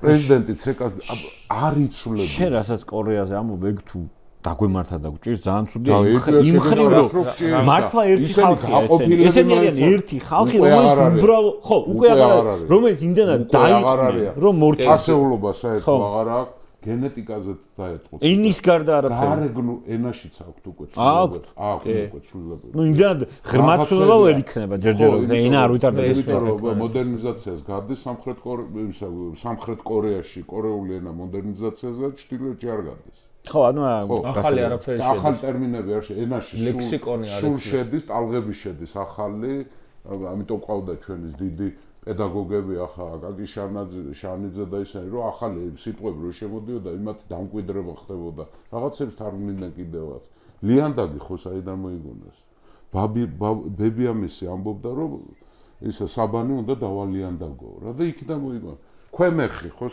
ზარბაზანის სპარსული სიტყვაა ქვემეხი ქვედა მეხი მეხი ოღონდ ქვემოთ რა ასეთი რაღაცებიც ენას სუჭირდება რეფორმა რა ჩtildeოს განათლებული ადამიანი ამაზე ენათმეცნიერება ჭირდება ხალხური რა ხალხური საიდა ვიღაცა მოიგონა ვიღაცამ დაარქვა და მე გახდა ხალხური თუ ავტორი დაიკარგა როგორ შეიძლება ხალხი შეიკრიბოს და თუ გინდა ანბანი შექმნას დამწერლობა შექმნას რომ 3 მილიონი კაცი მოდი შევიკრიბოთ და ჩვენ გვინდა ჩვენი ანბანი სისულელი სიბრიყვე ხო პიროვნებები ქმნიან ცივილიზაციას, კულტურას ქმნიან პიროვნებები და მერე ის ხალხები იღებენ უკვე და ავრცელებენ ამას, ხო?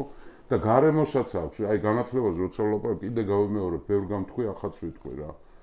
მოცარტი დაიბადა იმ საზოგადოებაში და გაახდა იმით, გენიოსი იყო, უკვე გენიალურობა არის დაბადება რა. ვერ შეიძენ ახლა ხატვა არ იცი ბავშვობაში და მერე მიქელანჯელო გახდები, არ არის ეგრე რა. ხო? კი ბატონო. მაგრამ დაიბადა ისეთ გარემოში, სადაც ყველგან საღამოობით ყველა ოჯახში მუსიკას უკრავდნენ. მაგრამ მოცარტი რო ავღანეთში დაბადებულიყო, ვერც დედამისი გაიგებდა, ვერც მამამისი და რო ემღერა, აუცილებლად ეშმაკისეულად ჩათვლიდნენ და გააგდებდნენ თხების სამწყემსა. ორი დღის ჭადრაკი აკრძალეს, აი ვიღაც მოჭადრაკე რო დაიბადოს, ახლა ავღანეთში. ხო. აი ესეთი ამბავია და ჩვენ აი ამ მდგომარეობაში ვართ უკვე. რომ შოთა რუსთაველი როდის მიაღწია, როცა იმპერია იყო საქართველო, ძლიერი ქვეყანა იყო, ხო? ნო პიკა. ავა და რო გადაგვიარა თემურლენგმა და მიწასთან გაგვასწორე, რა შოთა რუსთაველი, ის შოთა რუსთაველი, ჩემო გარკვე.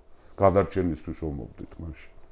აი ეს არის რა, მატერიალურ კულტურას და იქიდან გამომდინარე, მით უმეტეს სულიერ კულტურას გაუნათლებელი ერები ვერ ქმნიან. არა, მან კიდე ერთი რაღაცა რაც მნიშვნელოვანია და ამათო არის ის, რომ ნუ ბუნებრივია იმ 70 წელს ხო ესე არჩეულია ამ საბჭოთა ეს საბჭოთა თაობა ისევ მნიშვნელოვანი გავლენის მატარებელია განსაკუთრებით პოლიტიკურ ცხოვრებაში ხო ამ მრჩეველთა ბაზასთან მიმართებაში მაგრამ მეორე არის დამოუკიდებლობის შემდეგ საქართველო არის უკიდურესად ტრაუმირებული სახელმწიფო და საზოგადოება ჯერ აფხაზეთის ომი, სამოქალაქო დაპირისპირება, სახელმწიფო გადატრიალება, გაჭირვება, უშუქობა, აი ბევრი ადამიანისგან ამომისმენია, იცი, შეიძლება იქით ამ ხარეს არ არიან, აი ქოცები არ არიან, მაგრამ გეუბნებიან, რომ ეხა რაც ხდება, ამ ქვეყანაში ამაზე უარესი მომხდარა. და ნუ გაიulis, ნუ რა ვქნა. მინიმუმ ის არის, რომ ქუჩაში არ ისვრიან. შუქი არის, პური ცხება. აი ამას გეუბნებიან რა, ან სტანდარტი ზოგისთვის, აი რო ეუბნები რა, მე და შენ რა განცდაცვა, რომ უფსკრულთან ძალიან ახლოს ვართ.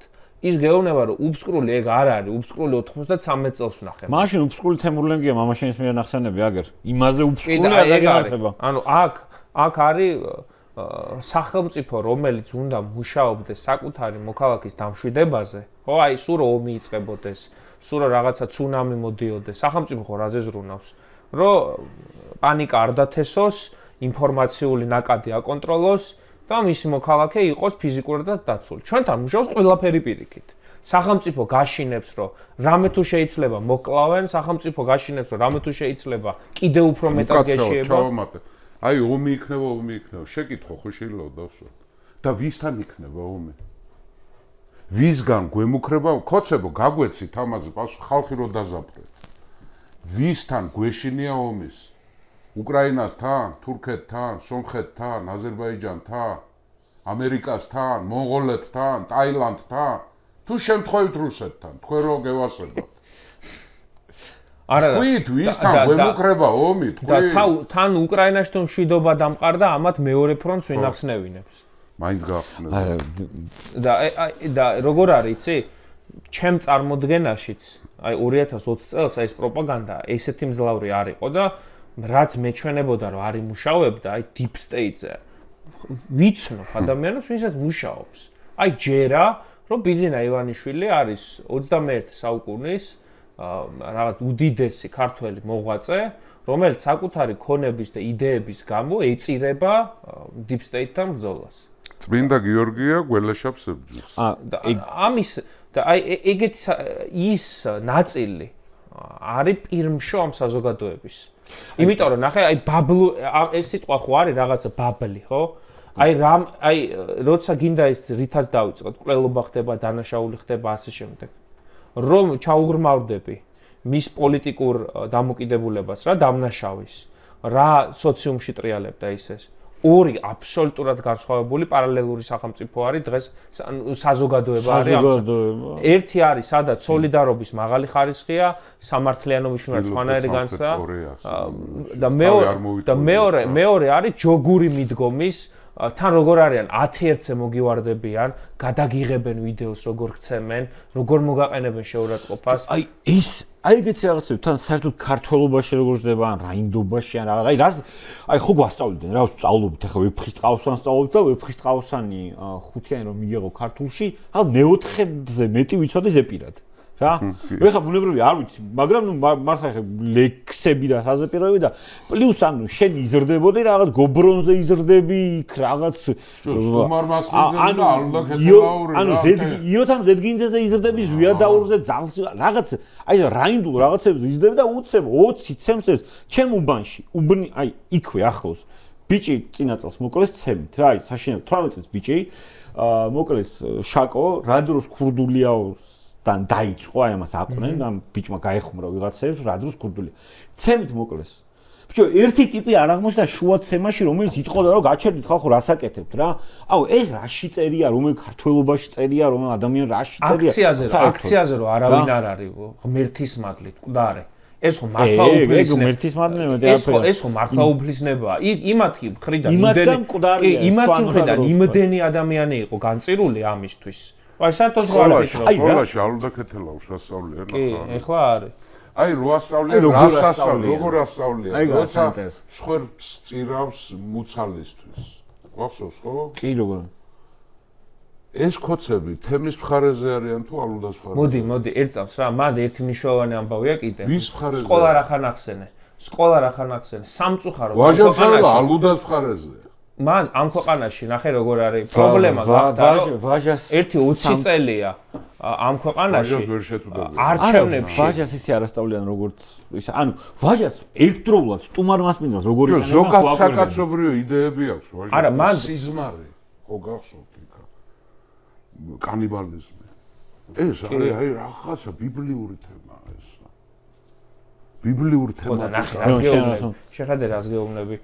ერთი არის შენ რო უხსნი და ვიღაცა რო უხსნის, ვისაც განათლება აქვს, მაგრამ მეორე არის ამ ქვეყანაში ასევე ერთ-ერთი კატასტროფული პრობლემა, რითაც გამოწვეულია გაუნათლებლობა, რომ სამწუხაროდ და ეს ეხლა არ დაწყებულა და ბიზნეს არ დაუწია, სკოლის მასწავლებლები არიან მთავარი აგიტატორები.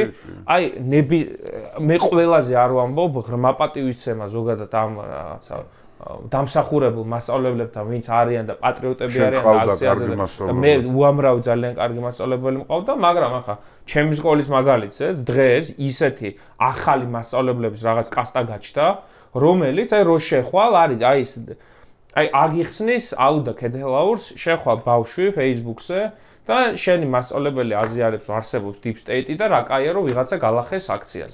ახლა იმას რატომ უნდა დაუჯერო მე რა უნდა ასწავლოს? აი რა უნდა ასწავლოს? მასწავლებელი რომელიც აი პირველ არჩევნებზე მიდიხარ 18 წლის ხარ და შენი მასწავლებლები აი ესე სიებ ჩახუტებული ხვდებიან საარჩევნო უბანთან. ეს სწორია? და ეგ არის ანუ ამ ქვეყანაში თბილისის სახელმწიფო უნივერსიტეტი, ხო, რომელიც დევალვაციას განიცდის ყოველდღიურად, ახლა მე თესეულ მაქვს დამთავრებული, მაშინ ესეთი კატასტროფა არ ხდებოდა. ეხლა რაც არის, ხო? ახლა უნივერსიტეტებში, სახელმწიფო უნივერსიტეტებში ილიას იმიტომ ებრძვიან ილიას უნივერსიტეტს, რომ ერთადერთი კერა დარჩა სახელმწიფო უნივერსიტეტებში, სადაც ქოცმა ფეხი ვერ შედგა, თორე დანარჩენი რა არის? აი ის ცნობილი სურათი წერალთა სახლში რომ ისა აქვს თონის პურები რო აქვს გაშლილი და არ ახსროს ვამენ. აი ეგ არის ქოცობა რა. წერალთა სახლში, სადაც აი წერალთა სახლის ფოტო არის, სადაც იმ დიდ ცნობილ დარბაზში, სადაც ვინ არ ყოფილა და რა დელეგაცია მიუღიათ. ეხა აქვთ როზეიმობს ხალხი ალავერდობა და ჭამასმაზე რო არიან გადასულები და გონიათ რომ რელიგიურ აქციაა. და აი იქ ეგ არის რა ქოცობა. აი ესა თონის პური, რაღაცა ის პომიდორი უდევთ, ტიტრი. აი უყურე რა თემა იცი შენახსენე განათლება რა და მანამდე საბჭოთა კავშირშიც ჩამოვარდა საუბარი ან სადღაც ჩვენ რუსეთის იმპერია საბჭოთა კავშირის ეტაპზე სადღაც ჩავიკარგეთ ალბათ როგორც იმღირებულებების მატარებელი რომელმაც იქამდე მოიყვანა. კი მანამდე ყვის ყიდვაც იყო და ასე შემდეგ, მაგრამ ბევრი კარგი თვისება გვაქვს რა. აი ბევრი ასე დადებითი თვისება, რამაც აქამდე მოგვიყვანა რა. მაგრამ ახლა უკვე რო შევხედოთ რა მხრივ რა, აი განსაკუთრებით საინტერესო იქნება გუბაზ შენი აზრი ამაზე. აი ხშირად მიფიქრე ბავშვობა ხა ჩემი საყვარელი მწერალი იყო ნოდარ დუმბაძე რა. ნოდარ დუმბაძე საყვარელი მწერალი, ანუ ადამიანი რომელიც ერთდროულად გაგაცინებს, გატირებს რაღაცა. მაგრამ რო გავიზარდე, გავიაზრე, რამდენად თეთრმა ბაირაღებმა რა მნიშვნელობა, ან ტიგრანა გულოიანი და ლიმონა დევდარიანი, ხო, აი ორი ძალიან პოზიტიური პერსონაჟი ყავს გამოყვანილი კანონიერ ქურდებისგან, ხო? ანუ მე ამ ხრივ შევხედე. მაგრამ კაი, ახლა დუმბაძეს შევეშვათ. მუხრან მაჭავარიანი, ჩემი ასევე საყვარელი პოეტი და ნუ გახსოვთ ალბათ ის სტროფები ხო, როდესაც ქრისტოფერ კოლუმბი ამერიკას დაეძებდა და ამ დროს ქართლში ვახტანგ მეფე კანონების კრებულს წერდა. 1705-8 წლებშია კანონების კრებული დაწერილი. კოლუმბის მოგზაურობა იყო 1492 წელს. მუღამი ასე ვთქვათ, ის არის რომ ესპანეთის კანონების კოდექსები 1280-იან წლებშია შექმნილი. ანუ იმათ დაწერეს ის კოდექსი და მე წავიდა ის ამერიკაში საბოდიალოდ, გაიგე? მაგაშია საქმე. რეკონკისტა მორჩა კოდექსები დაწერინია და მე წავიდა. ანუ კარგია, მაგარი ლექსია ძალიან, ხო? და ზოგადად კარგია და სწორია რომ პატრიოტულ რაღაცას აღვიებ ხალხში რა. მაგრამ იმავდროულად აი ეს ამ ხალხს ან უნდა გაუფილტრო, ან თავად უნდა შეძლოს გაფილტროა სად იწყება ისტორია, სად მთავრდება მხატვრული ლიტერატურა პირიქით. იმიტომ რომ ახლა შენთან რატო მინდა გადმოსვლა გუბაზავით, აი ლევან სანიკიც, ხო? უქარქაშო ხლები და კესარიადა. რა, რომელიც აი ჩემი სამაგიდო წიგნები იყო, ძალიან მიყვარდა რა, კარგად წერს. ეს ადამიანი წერდა ბრწყინვალით, მაგრამ ისევ და ისევ ეს ხო არა რაღაც ივანე ჯავახიშვილის ნაშრომები იქ ლიტერატურა ძალიან ღირებულია რა შენ იხსენებდი კიდე მომზენის მაგალითს რა რო სად იწყება ისტორია სად იწყება ისტორიკოსი და სად იწყება მწერალი მე მგონი რომ არ არის ასე რთულად საქმე ახლა ავხსნი რატო კი ბატონო არსებობს ისტორიული ლიტერატურა და არსებობს ლიტერატურული ისტორია კი ბატონო ხო ლიტერატურული ისტორიის საფუძველის ჩამყრელი მამაჩემს ასე თვლიდა და მეც ასე ვთვლი. იყო თეოდორ მომზენი, დიდი გერმანელი ისტორიკოსი, რომელმაც დაწერა რომის ისტორია, რესპუბლიკის ნაწილი დაწერა, იმპერია არ მოწონდა, რატომ ახირება ჰქონდა. მონარქია. ხო, ანუ პირველი, მეორე, მესამე, მეოთხე ტომი აქვს, მერე გამოტოვებული აქვს და მერე მეექვსე აქვს პროვინციების ისტორია. ახლა გამოსცეს ის მეხუთე ტომი, რომელიც აკლია ლექციები ჩაწერილია მისი და ეს ლექციები შეკრიბეს და ეს იმპერიის ისტორიაც დაიწერა, ხო. ახლა რატო ყვებია? უკეთესი რომზე ვერავინ ვერ დაწერა, ახლა როგორც სპეციალისტი ამას გეუბნებით, მე ახლა იყვნენ დიდი ისტორიკოსები, იყვნენ ახლა გიბონი იყო, დროიზენი იყო, ეს, მაგრამ ნუ ახლა მომზენთან ვერ მოდის ვერავინ რა, მაინც რა. და როგორ ჩანს, ეს არ პიკი, უკეთეს ვერავინ ვერ დაწერს რა. ისტორიოგრაფია არ ვითარდება. რაღაცას მიაღწია და მე იმის გარშემო არ ხო. მაგრამ საინტერესო რა არის, მომზენს აქვს მიღებული ესა ნობელის პრემია ლიტერატურის დარგში. იმიტომ ისტორიკოსებს არ აძლევენ იმას. ხო, ბუნებრივია. ხო. ესე იგი იმ დონეზე აქვს დაწერილი. რომ მხატვრულად ჩაუდგა. ანუ ხო მხატვრულად ჩაიდგა. ანუ რომის ისტორია დაწერა მხატვრულად. აი მაგალითად. მამაჩემი თვლიდა რომ ის იყო მისი მიმდევარი, ამ სტილის მიმდევარი. მამაჩემს არ გამოუგონია გმირები. აი ისტორიული ლიტერატურა როცა არის, ხო, მაგალითად, სამი მუშკეტერი კი ბატონო. ასაგებია ისტორიის სულისკვეთება არის იქ, რიშელიეს ეპოქა არის, ამბებია, ინტრიგებია ისე, მაგრამ არც ერთი ფრანგი საფრანგეთის ისტორია სამი მუშკეტერით არ მოგიყვება. ისევე როგორც ახლა დიდოსტატის მარჯვენა. ეს ისტორიული ლიტერატურა, იქ ბევრი გამოგონილი გმირია. ბევრი გამოგონილი მწერალს აქვს ამის უფლება კაც. ტეტრალოგია დაუთაღმაშენებელი კიდე უფრო აბსოლუტურად ხო ახლა არსაკი კონსტანტინე არსაკი ერთი თავის სახელი დაარქვა ავტორმა კონსტანტინე არავინ არ იცის რა ერქვა იმას მე არსაკიძე არ წერია იმაზე შეცხოველზე წერია არსუკისძე ხო მაგრამ შექმნა ეს გენიალური სიუჟეტი შექმნა სულისკვეთი არავითარ ხობის აჯანყება იმ დროს არ ყოფილა საერთოდ შეცხოველი მშენებლობა გიორგი მეფეს კი არა მამამისმა ბაგრატმა დაიწყო გიორგი პატარა იყო მაშინ ის არსუკიძე ახლა მე მაინც მგონი ახლა წმინდა ისტორიკოსი ვამბობ რომ ახალგაზრდა კაც არ ააშენებიებდა ახლა იმას რა ვიღაცას საბერძნეთში განათლება ჰქონდა მიღებული არქიტექტურა ნასევი მაგრამ გამოიგო მწერალს აქვს ამის უფლებას მაგრამ რაც შეეხება ხომ ანჩელის სტილს ეს არის ლიტერატურული ისტორიოგრაფია მომზენის მემკვიდრეობა იქ მამაჩემს გმირები გამოგონილი არ აქვს მაგრამ აი რა სხვაობა არის ავიღოთ ერთი მშრალი ფაქტი დავით აღმაშენებელი გარდაიცვალა 1125 წელს. ასაგებია გავიგეთ. ხო, მშრალი ცნობა არის. ისტორიკოსისთვის ეს არის. სპეციალისტისთვის ეს საკმარისი, მაგრამ როცა იგივე ფაქტს წერა ასე იდგა ქრისტეს შობიდან 1125 წელი და საქართველოს მოუკვდა დავით აღმაშენებელი. ეს ხო უკვე სხვა რამე. აი ეს არის. ეს აფერი არ გამოუგონია. მაგრამ ეს მეორე წინადადება უკვე ბურძგლებშიც გაზდის უკვე. ხო? ერთი და იგივე ფაქტს როგორ გადმოსცემ შენ. აი ერეკლე მეფეზე შეიძლება ისტორიოგრაფიაში იყო კარგი მეომარი, მაგრამ იქ რო აღწერო როგორ ომობს რა და როგორ იმაშო ან გიორგი მე-11 როგორ ომობს ავღანეთში. იმიტომ გიორგი მე-11 არსებობდა.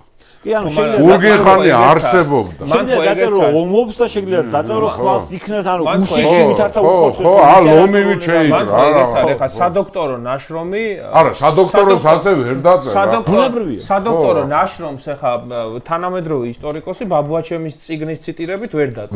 ვერა. ისე ივანე ჯავახიშვილს უნდა მიაკითხოს. ერთი ბოლოს და ბოლოს თავი რო დავანებთ, ხა მამაჩემი საქართველოს ისტორიის სპეციალისტი არ იყო. რაც ნაკვლევი აქვს და რაც მართლა დიდი ღვაწლი აქვს, რომელიც ნაკლებად დაფასებული. არის ანტიკური სამყარო. ანტიკური სამყარო, ახლა ანტიკური ქვეყნების ისტორია, კეისარია და ისა რა ქვია, ალექსანდრე მაკედონელი, რომის ადრინდელი იმპერია, რომის გვიანდელი იმპერია, ეს არის ფანტასტიკური სამეცნიერო, აი ის მშრალად აქვს დაწერილი უკვე. შედარებით, ხო, ახლა იგივე ჰანიბალზე აქვს ახლა ანტიკური ქვეყნების ისტორია, ნუ აპუნიკური ომები ახლა ქართულად მარტო მამაჩემს აქვს დაწერილი. ხო, მაგრამ საზოგადოების პრობლემა ის მისია რა ქონდა, რატო დაწერა ასე მხატვრულად, იმიტომ რომ ივან ჯავახიშვილს ვკითხულობთ ჩვენ სპეციალისტები რა ახლა მანქანის ტრაილერის ბრძოლი ივან ჯავახიშვილს ვერ წაიკითხავს მისჯაა მისთვის, იმიტომ რომ იქ წყაროწოდნეობა შემოდის, იქ ვერსიებია, ვარაუდებია, სხვადასხვა წყაროების დაპირისპირება, ეს კვლევა ივან ჯავახიშვილს. აი, კონსტანტინე ახსენე, ტეტრალოგია რო აქვს დაწერილი, ჩემს საყვარელი პერსონაჟი იყო მახარა რა, მაგას.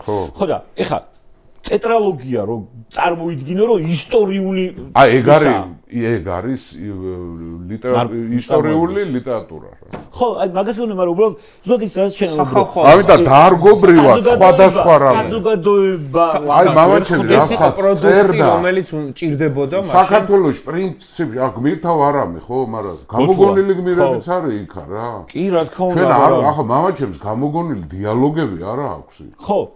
ხო?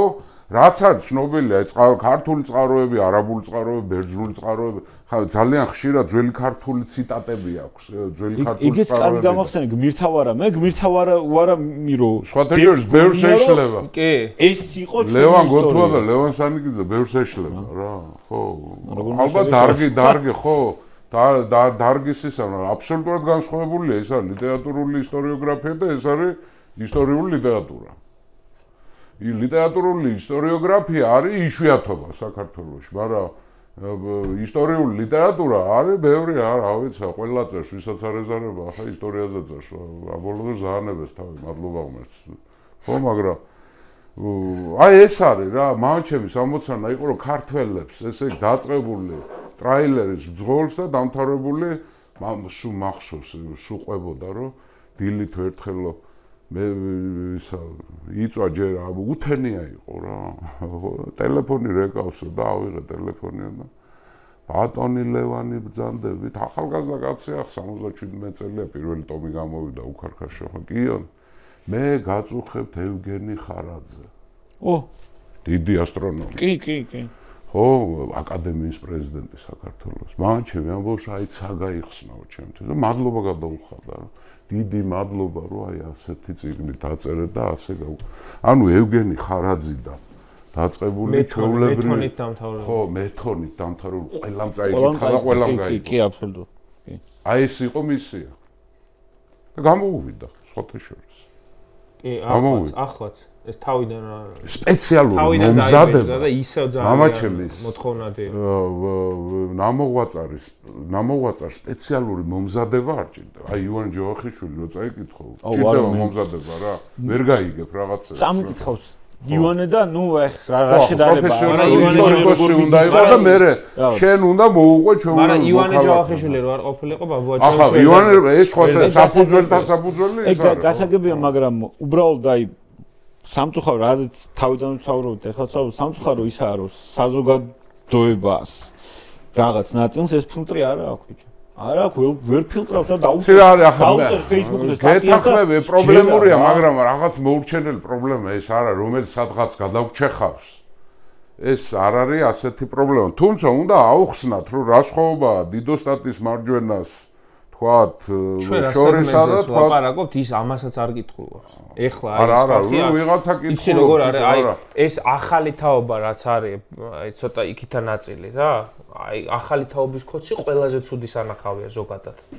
აი ჩემი ასაკის კოცი ნუ არსებობენ ისინი ამ თვალსაზრისითაც ტოტალურად გაუნათლებლებია ამასაც არ კითხულობენ ანუ TikTok-ის და ემისი რა ქვია პოსტივის დონეზე აქვს სამყაროს აღქმა 5 წუთიანი მაქსიმუმ კლიპი ნახა და სპეციალისტები რომის ისტორიის დავანებოთ რა ყველაფერს თავი რა ძალიან მაღალი წოდების სასულიერო პირმა 15 წლის წინ თხოვა გალობანის სინანულისანი მათხოვე მე ცოტა ისეთი უჯიათი კაცი გიუთხარ, მეუფე, შენ როგორ გახდი მეუფე, გალობანი სინანულისან თუ წაგიტყულია რა. რანაირი მეუფე ხარ? არავა არ მქონდა ვარ ჩამივარდა და ვათხოვე რა თქმა უნდა. რა გაიგო არ ვიცი. რა ვათხოვე? ისე არ მიყვარს ზიგმის თხოვება. რატო? არა, იმიტომ რომ ჩემზე უკეთეს კაცს ხელში მაინც არ მოხვდება. ანუ ეს არა მხოლოდ იმაზე ვრცელდება უცხოზეც.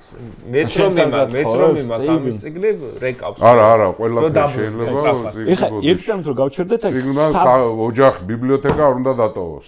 რო შევჩერდეთ საბჭოთა გავლენებზე რა, ანუ საბჭოთა კავშირმა ბევრი რაღაც დაუკარგუნა. გაცილებით მეტი ჩემი პირადი აზრია, გაცილებით მეტი დაუკარგუნა ვიდრე იმპერიამ, რუსეთის იმპერიამ.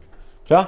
ანუ გეთანხმებ, მაგაში გეთანხმებ. ძალიან ცუდი როლი ითამაშა რა, ოჯახი დაშალა, ყველაფერი დაშალა. ევროპული სახელმწიფო იყო. კი, ახლა რევოლუცია რო არ მომხდა სადღაც 30-იან 40-იან წლებში ჩვენ აი პოლონეთივით და ფინეთივით გავიდეთ. ანუ მე ვარ ნამყოფი, სად გეტყვი რა, პეტერბურგი, ცარსკაია სილო, პეტერგოფი, პავლოვსკი ყველაფერი მოვლი მაქვს. ბეც ბავშვობაში ბუნებრივია, მაგრამ ანუ ის აი სრულიად ევროპული, რა სრულიად ევროპული დედაქალაქი იყო, თავი ერთ ფაქტს ვიტყვი ძალიან ხშირი იყო ნაპოლეონის ომის დროს, აი რუსეთში ლაშქრობის დროს, რუსი ოფიცრობა უმეტესად ყავს მოკლული რუს გლეხებს. რატო? ერთმანეთში ფრანგულად ლაპარაკობდნენ, რუსული არ იცოდნენ. ანუ ხა რაზეა საუბარი რა, მაგრამ იმპერიებიდან, ანუ ხა რო ავიღოთ ორი იმპერია, ანუ საბჭოთა კავშირმა ძალიან დაგვაზარალა და ერთ-ერთი რაშიც დაგვაზარალა, ნუ 70-იან თუ 60-იან წლებში დაიწყო ეს რაღაც ჰიპერტროფირებული შეგრძნება რა, ანუ მათთვის საქართველოს უნდა ყოფილიყო რაღაც ესეთი გასართობი თითქოს ხარე აი სტორიის იყო აი უკან დოლგარმონი ჩვენი როლი დავკარგეთ თითქოს რა ჩვენ მეუბა მაშინ დავკარგეთ თუ რამე დაგვაკარგინა მეუბა და ქართველობა მაგიმან რა ანუ რეპრესიები ინტელიგენციის განადგურება ანუ დარგები დაგვიტოვეს აქ რაც გინდათ ისქენით ეს იყო ხელოვნება დინამო სპორტი კი იქაც ჩაგარჩენს დაანებეთ თავი არ გაიხედოთ ხო ის დინამოს ყოველთვის არ უნდა მოეგო ზოგჯერ უნდა წაეგო და ბევრჯერ წაუგო მოსკოვის გუნდებთან ხო მოსკოვის გუნდებთან კი და მან ეგ სხვათა შორის ეგ მიდგომა აი საბედნიეროდ თუ რაღაც ეხამ სრულდება ჩემი აზრით კულტურასთან მიმართებაში რა კულტურის მუშაკებს მაშინდელს მე შევარნაძის დროსაც ზიადთანაც ამიტომ ჰქონდათ პრობლემა აი ეს მიდგომა რომ სახელმწიფომ შემინახოს აი ბევრს ჰქონდა რა აი პირველი აი სპექტაკლს თუ დგამ რომელსაც არავინ არ უყურებს და არავინ არ დადის და ბილეთს არავინ არ ყიდულობს მე და შენ ის არ უნდა შევინახოთ რა მე ესე ვუყურებ ყოველ შემთხვევაში მაგრამ არის მეცნიერების დარგები მაგალითად რა ვიცი არმენოლოგია რომელიც შეიძლება უნივერსიტეტში ბევრი არაბარებდეს, მაგრამ სახელმწიფო სჭირდება რომ 3-4 ეგეთ სპეციალისტი ყოველ წელიწადს გამოვიდეს. იმისთვის რომ კადრი ყავდეს, ხო? და აქაც ხო საბჭოთა კავშირმა ეს უბედურება მოგვიტანა სახელმწიფოს მიმართ სხვანაირი აქმა, აი მანამდეცაც ახსენე, კანონის მიმართ მორჩილების, იმიტომ რომ აი ალბათ საქართველოს პოსტსაბჭოთა სივრცეში ალბათ აზერბაიჯანთან ერთად, ნუ აი აქეთ მხარეს გულისხმობ რა ევროპულ ნაწილში ვინც არის. ალბათ საქართველოში საქართველოს კონსტიტუციის და ზოგადად აი კანონის მიმართ აქმა და მორჩილება იქნება ერთ-ერთი ყველაზე დაბალი. აი ამ აღმოსავლეთ ევროპის დაწერილი კანონები არ უყვართ ქართველებს, ამას ობიექტური მიზეზია. იმიტომ რომ ჩვენ არ წერდით კანონებს. გვიწერდნენ, ანუ სმალები გვიწერდნენ, ან სპარსელები გვიწერდნენ. ნუ მქონდა ახლა ძეგლის დება, ახლა ევროპასთან როცა ვლაპარაკობთ და თუნდაც ჩინეთთან ავიღოთ, ხო, ახლა იქ სულ გადიოდნენ კანონმდებლობის რეფორმაციამდე და კი და ჩვენთან ახლა მაგ მიმართულებით კატასტროფა არის, ბევრჯერ მიფიქრია აი აქციაზე უცხოეთში ხო მოგისმენია რომ აი მე ვარ გადასახადის გადამხდელი და სახელმწიფო აქ ვერ გაითავისა ხალხი აქ აი ის რომ ბიუჯეტი არ არის ბიზნესი ის რომ არ არის ხელისუფლის ვერ იგებს მიუხედავად იმისა რომ აი ქუჩაში გავიდეთ და გავაჩეროთ რამდენ მაინც ის ხელფასიდან რამდენი პროცენტი მიაქვს სახელმწიფოს აი გადასახადის ოდენობა როცა აი დასავლეთში 1%-ით გაზრდაზე შეიძლება ხელისუფლება აყირაონ შეიძლება განვითარების ბანკის ფულით გაკეთდა გზა რაჭას ხო რაჭაში რო ჩახვიდე 10-დან 9 გეტყვის რომ ბიზნესამ გაგვიკეთოს გზა ბიზნეს ფულით აგა. და აი მაგაზე რა მიფიქრია ხოლმე, იცი? აი რამდენიმე დასავლურ სახელმწიფოში არის ეგეთი საშუალება რა, როდესაც ანაზღაურება გაქვს ან სხვადასხვა სახის დივიდენდი შემოგდის, თლიანად გერიცხება და მე შენი ხელით აძლევს სახელმწიფოს იმ გადასახადს. აი ხელისუფლება რო შეიცვლება, აი ერთ-ერთი რის ინიციატორიც ვიქნებ. აი ამ ტიპის გადასახადიც უნდა შემოვიდეს. აი ამ ხალხმა უნდა დაინახოს, რომ 1000 ლარი რო ერიცხება ხელფასი. აქედან 200 ლარი უხეშად რო აქ მისაცემი სახელმწიფოსთვის, უნდა იცოდეს, რომ იმ 200 ლარით ურტყამს მერე პოლიციელი. აი ეგ არა აქვს დახმული რა. ეგ ვერ იქნება ახმული, იმიტომ წამოიღების დაკარგი დამოუკიდებლობა. კორუფციის რომანტიზება. საქართველოში აი რო პარავდნენ რუსებს და საბჭოთა კავშირი რო იძარცვებოდა და აი სუფრებზეც მომისმენე აი ღადაობით ისტორია რომ აი მაშინ ის ჩამოვიტანეთ ერთი ესა რა ქვია 5 კონიაკი ჩავიტანეთ რუსეთში გავა ბითურეთ 5 ვაგონი ჩამოვიტანეთ 5 ტრაილერი ის რა ქვია ხეთყე თამს რო არიღებდა თანდობას რო აფუჭებდა და ეგ არის და ის რომ მაშინ გამართლებული იყო რომ ბიჭო რუს პარავ რა რამე რო იყოს იმპერიაში ვიპარავ დამპყრობლისგან და დღესაც ჩაყვათ ეგ საქართველოს გორდიათ ძველი საბჭოთა კავშირი. მე და შენ პარავენ. და ის სენტიმენტი ჯანდაბას ყველას პარავენ, შიერ ბავშვს პარავენ და ონკო პაციენტს პარავენ.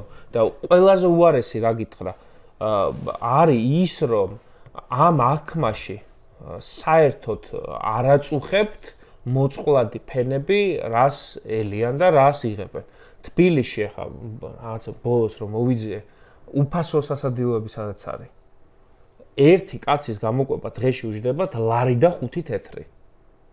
ლარი და 5 თეთრი ჯდება. და ამ დროს, ნუ არ ვიცი, ქართული ოცნება რა ფულსაც ხარჯავს, გინდა პროპაგანდაში, გინდა პრემიაში, გინდა შინაგან საქმეთა სამინისტროს ეგეც ამ ხალხი, მაინც ჩვენი ხალხის ბრალია. ქრისტიანობა გვასწავლეს, ითხოვეთ და მოგეცემათ, დააკაკუნეთ და გაგიღებენ. თუ არ მოითხოვე, არაფერი არ მოგეცემა. აი ჩვენ ხალხზე არ ნათქვა. ცუდა ცხოვრობ, ამ დღეში ვარ, იმ დღეში ვარ, და ითხოვე და მოგეცემა. მოთხოვნა მუხლებს დაჩოქვას არ ნიშნავს. მოთხოვნა ხანდახან უფრო მკაცრს ნიშნავს.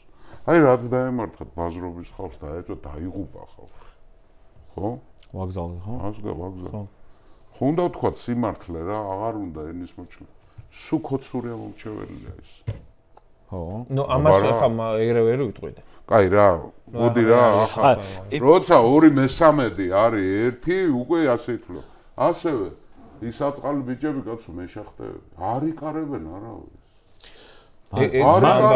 ეხა შერაცავ, უბრალოდ ერთი კლიპი გამახსენდა Facebook-ზე შემხვდა ერთი კვირის წინ რაღაცა ადამიანთან მივიდნენ შუახის მამაკაცთან და ნუ ეკითხებიან რომ როგორ მოგწონს სიტუაცია, ყველაფერი კარგადაა ამ შემდეგ და ხო, უმუშევარი და სოციალურად დაუცველი ხელფასები იზრდება. ხელფასიო გამეზარდავდა, სად მუშაობოდა უმუშევარი. ხო და ანუ შეიძლება ესე ერთწიანდება 7 ტყუილი თქვა. მე ვერ აი ღარიბაშვილს რო რეგიონებში ხალხს ახვედრებდნენ, გახსოვს, უაქებდნენ. დიდო პრემიერო რაღაცას რო ეუბნებოდნენ. ალბათ ჩვენი პრობლემა ისაა, რომ ვერ ხვდებით, საზოგადოების რაღაც ნაწილი მაინც რომ მეტი უნდა მოვითხოვოთ, რომ ადამიანის ცხოვრება, ხო, არ არის მარტო ის, რომ დახმარებას მოგიგდებს ვიღაცა რა, ღირსეული ცხოვრება, ამასაც აქვს მნიშვნელობა, ხო? თუ ეხა მაინც და მაინც რაღაცას ედრებიან, მაშინ ეგრე თემურლენგის პერიოდს უნდა მიედარო და იმასთან შედარებით რაც არ უნდა მოხდეს, თავი ქუჩი გვაქვს, იმაზე უარესი ვერაფერი ვერ დადგება, ხო? ანუ ადამიანებს არ აქვს ის განცდა, არ აქვს ის განცდა, რომ აქვთ უფლება ღირსეულად იცხოვრონ. ნახე, მანდ სხვათა შორის ჩვენ ქვეყანაში არის ძალიან ცუდად რომანტიზებული რა, რომ ქართველი მარტო ქუჩაში მარტო ღირსებისთვის გამოდის. ანუ შია ყდება, არა ეს სამსახური არა აქვს, ოჯახი ენგრევა იმის გამო რომ უცხოეთში ანცოლიან თვითონ უწევს წასვლა, გადასახადი ეზრდება, პენსია არ ეზრდება, აი ყველანაირი უბედურება ჭირს და გეუბნებიან რომ სამაგიეროდ ღირსებისთვის გამოდის და ამისთვისაც რომ გამოვიდეს. ანუ სად არის ღირსება იმაში რომ ბავშვი ყდება შიმშილი. ისეთ საზოგადოებაში რომ ცხოვრობ, უკვე უღირსად ცხოვრობ. საზღვარგარეთ ყავთ ცოლები გაშვებული. მათ ხარჯზე ცხოვრობენ უკვე 10 წლეულები. ეზოში ჩამოდის, დომინოს თამაშობს, ლარიან ლუცსონს და მასონებს და დიპსტეიტს ამარცხებს. აი ეს არის დღევანდელი სახე ხოცური. ხო, აი რაღაც თუნდაც არსებობდა მასონები და დიპსტეიტი. სხვისი პრობლემით არ უნდა დაკავდეს სანამდე შენ არის კლასიკური განსაზღვრებით კი ჩვენი დიპსტეიტი ყავს დასამარცხებელი. შეხედე მანდ მე ეგეთ რაღაცასაც მივაქცევდი ყურადღებას და აი წინა თემას, პირველ თემასაც მე ამ ქვეყანაში ძალიან დიდი მასა არის ადამიანების, რომელიც ცხოვრობს სხვისი ცხოვრებით. ხო. სხვისი ჭორები, სხვისი ცხოვრება აინტერესებს, ვიზე გათხოვდა, საწავიდა სასწავლებლად. ოღონდ როგორც წესი ეს არ არის პოზიტიურით კი არ უყურებს, რომ აი წარმატებას მიაღწია და მიულოცოს. არა, აი იბოღმება, რომ თვითონ ეს არ გამოსდის. ანუ სხვის ცხოვრებაზე არის ორიენტირებული, როგორ მიდის და ხა. ეგეთ საზოგადოებაში მაგრამ ამავდროულად არ აინტერესებს რომ სხვა სახელმწიფოს ფულს პარავს მილიონები მოიპარა წე მოიპარა კიდე ერთ რაღაცას ვიტყვი შეიძლება მე ვცდები ამაში მაგრამ აი 5-6 თუ გინდა 10 წლის წინ აი ამ ორ დიდ ბირთვ საზოგადოების ესეთი დაშორება არ ქონდა რაც უფრო დრო გადის ისინი უფრო უკან იხევენ ბუნებრივია იმიტომ სხვადასხვა მიმართულებით მოძრაობენ კი ანუ ისინი მათი განათლების ხარისხიც ვარდება უფრო მეტად მოწყვლადები არიან პროპაგანდაზე ხოცე აი იცი როგორ არის ის ხალხიც ახლა დღეს მე და შენ რო არა მოწყვლადი გონია რა როგორია რომ ვერ წაართმევ ხოცებს აი ერთი დღე უნდა რომ არ შეერიცხოს ხელფასი მათზე მეტი მაგინებელი ბიზნეს არ ეყოლება ანუ უვიზო რეჟიმი შეწყდეს ეგ არის და მეორე არის რაღაც ნაწილი რომელმაც აი ის უვიზო ამიტომ არის უდიდესი გამარჯვება ამ სახელმწიფოს და ხალხს ეკუთვნოდა და ხალხსა იმდენი აი ჩვენ ნათესავებშიც არ თქვათ იმდენმა შეიცვალა დამოკიდებულება დასავლეთის მიმართ, იმიტომ რომ ნახა დასავლეთი. აი შენ წარმოგიდგენია ისე უვიზო რო არ იყოს ეხა. ჩვენ кайხნის დამარცხებული ვიქნებოდით ამ ქვეყანაში. ეჭვი არ მეპარება მაგაში. იმიტომ რომ ბევრმა თავისი თვალით ნახა რა არის ეს ევროპა. როგორ ცხოვრობს ის პროპაგანდა რაზეც აწვება. ნუ ელემენტარულად ჩავიდა და არაფერი მოუვიდა. და არავინ LGBT-სენი არ შეყარა, აი ეს არის. ეს ხო ძალიან სხვათა შორის ჩვენც კი გვერიდება იმდენად პრიმიტიულ პროპაგანდაზე არის საუბარი, რომ ამ ქვეყანაში ვიღაცა ჩამოვა იძულებით და ჰომოსექსუალს გახდის. აი ეს არის მათი დოქტრინა. 200,000-მდე ქართველია მარტო ამერიკაში. ხო, ხოცებთან შეკითხვა მაქვს. ძვირფასო ხოცებო, თქვენ ნაცნობი კაცები რო წავიდნენ ევროპაში, რამდენი გათხოვდა იქ? რამდენი ჩამოვიდა გათხოვილი? რამდენი გაგიუბედურა? რამდენი წაართვეს ენა, მართლმადიდებლობა, სარწმუნოება, გადააჯიშეს, რამდენი?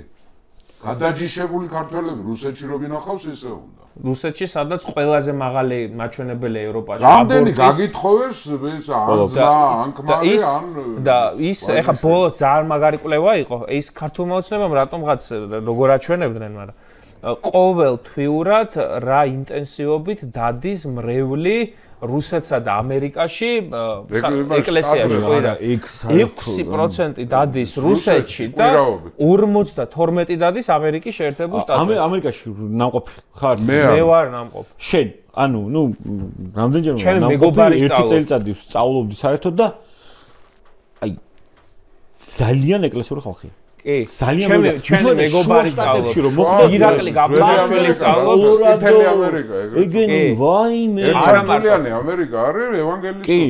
მე რო თქვი რომ ევანგელისტურმა ამერიკამ მოიგო ეს არჩევი რაღაცებმა რაღაცების დაიწყეს კვანწების ყრა რა ეს როგორ შეიძლება. ეხა ილინოისის შტატში სწავლობს ჩვენი მეგობარი ირაკლი გაბიძაშვილი კათოლიკურ უნივერსიტეტში.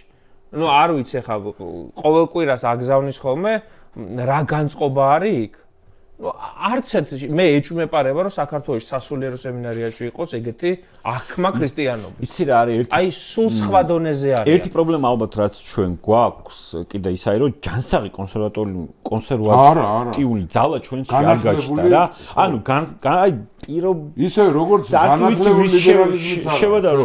ანუ არა ეგეც არ არის. იმიტომ რომ მოდი ჯერ ერთი სიტუაცია რო ავიღოთ, ანუ ერთი ადამიანის ლიბერალი არის, მეორეს კონსერვატორი და ერთი ადამიანის კონსერვატორი არის, მეორეს ლიბერალი. მივედით იქამდე, რომ გაუნათლებლობა არის ზოგადად. ლიბერალიზმი და კონსერვატიზმი კი არა პრობლემა, გაუნათლებლობაა პრობლემა. ანუ ჩვენ ჯანსაღი კონსერვატორული ძალაც გვაკლია რა, რომელიც იქნება პროქართული, ეს ქვია, ქვეყნის პატრიოტი იქნება და არა რუსეთის სიტყვაზე.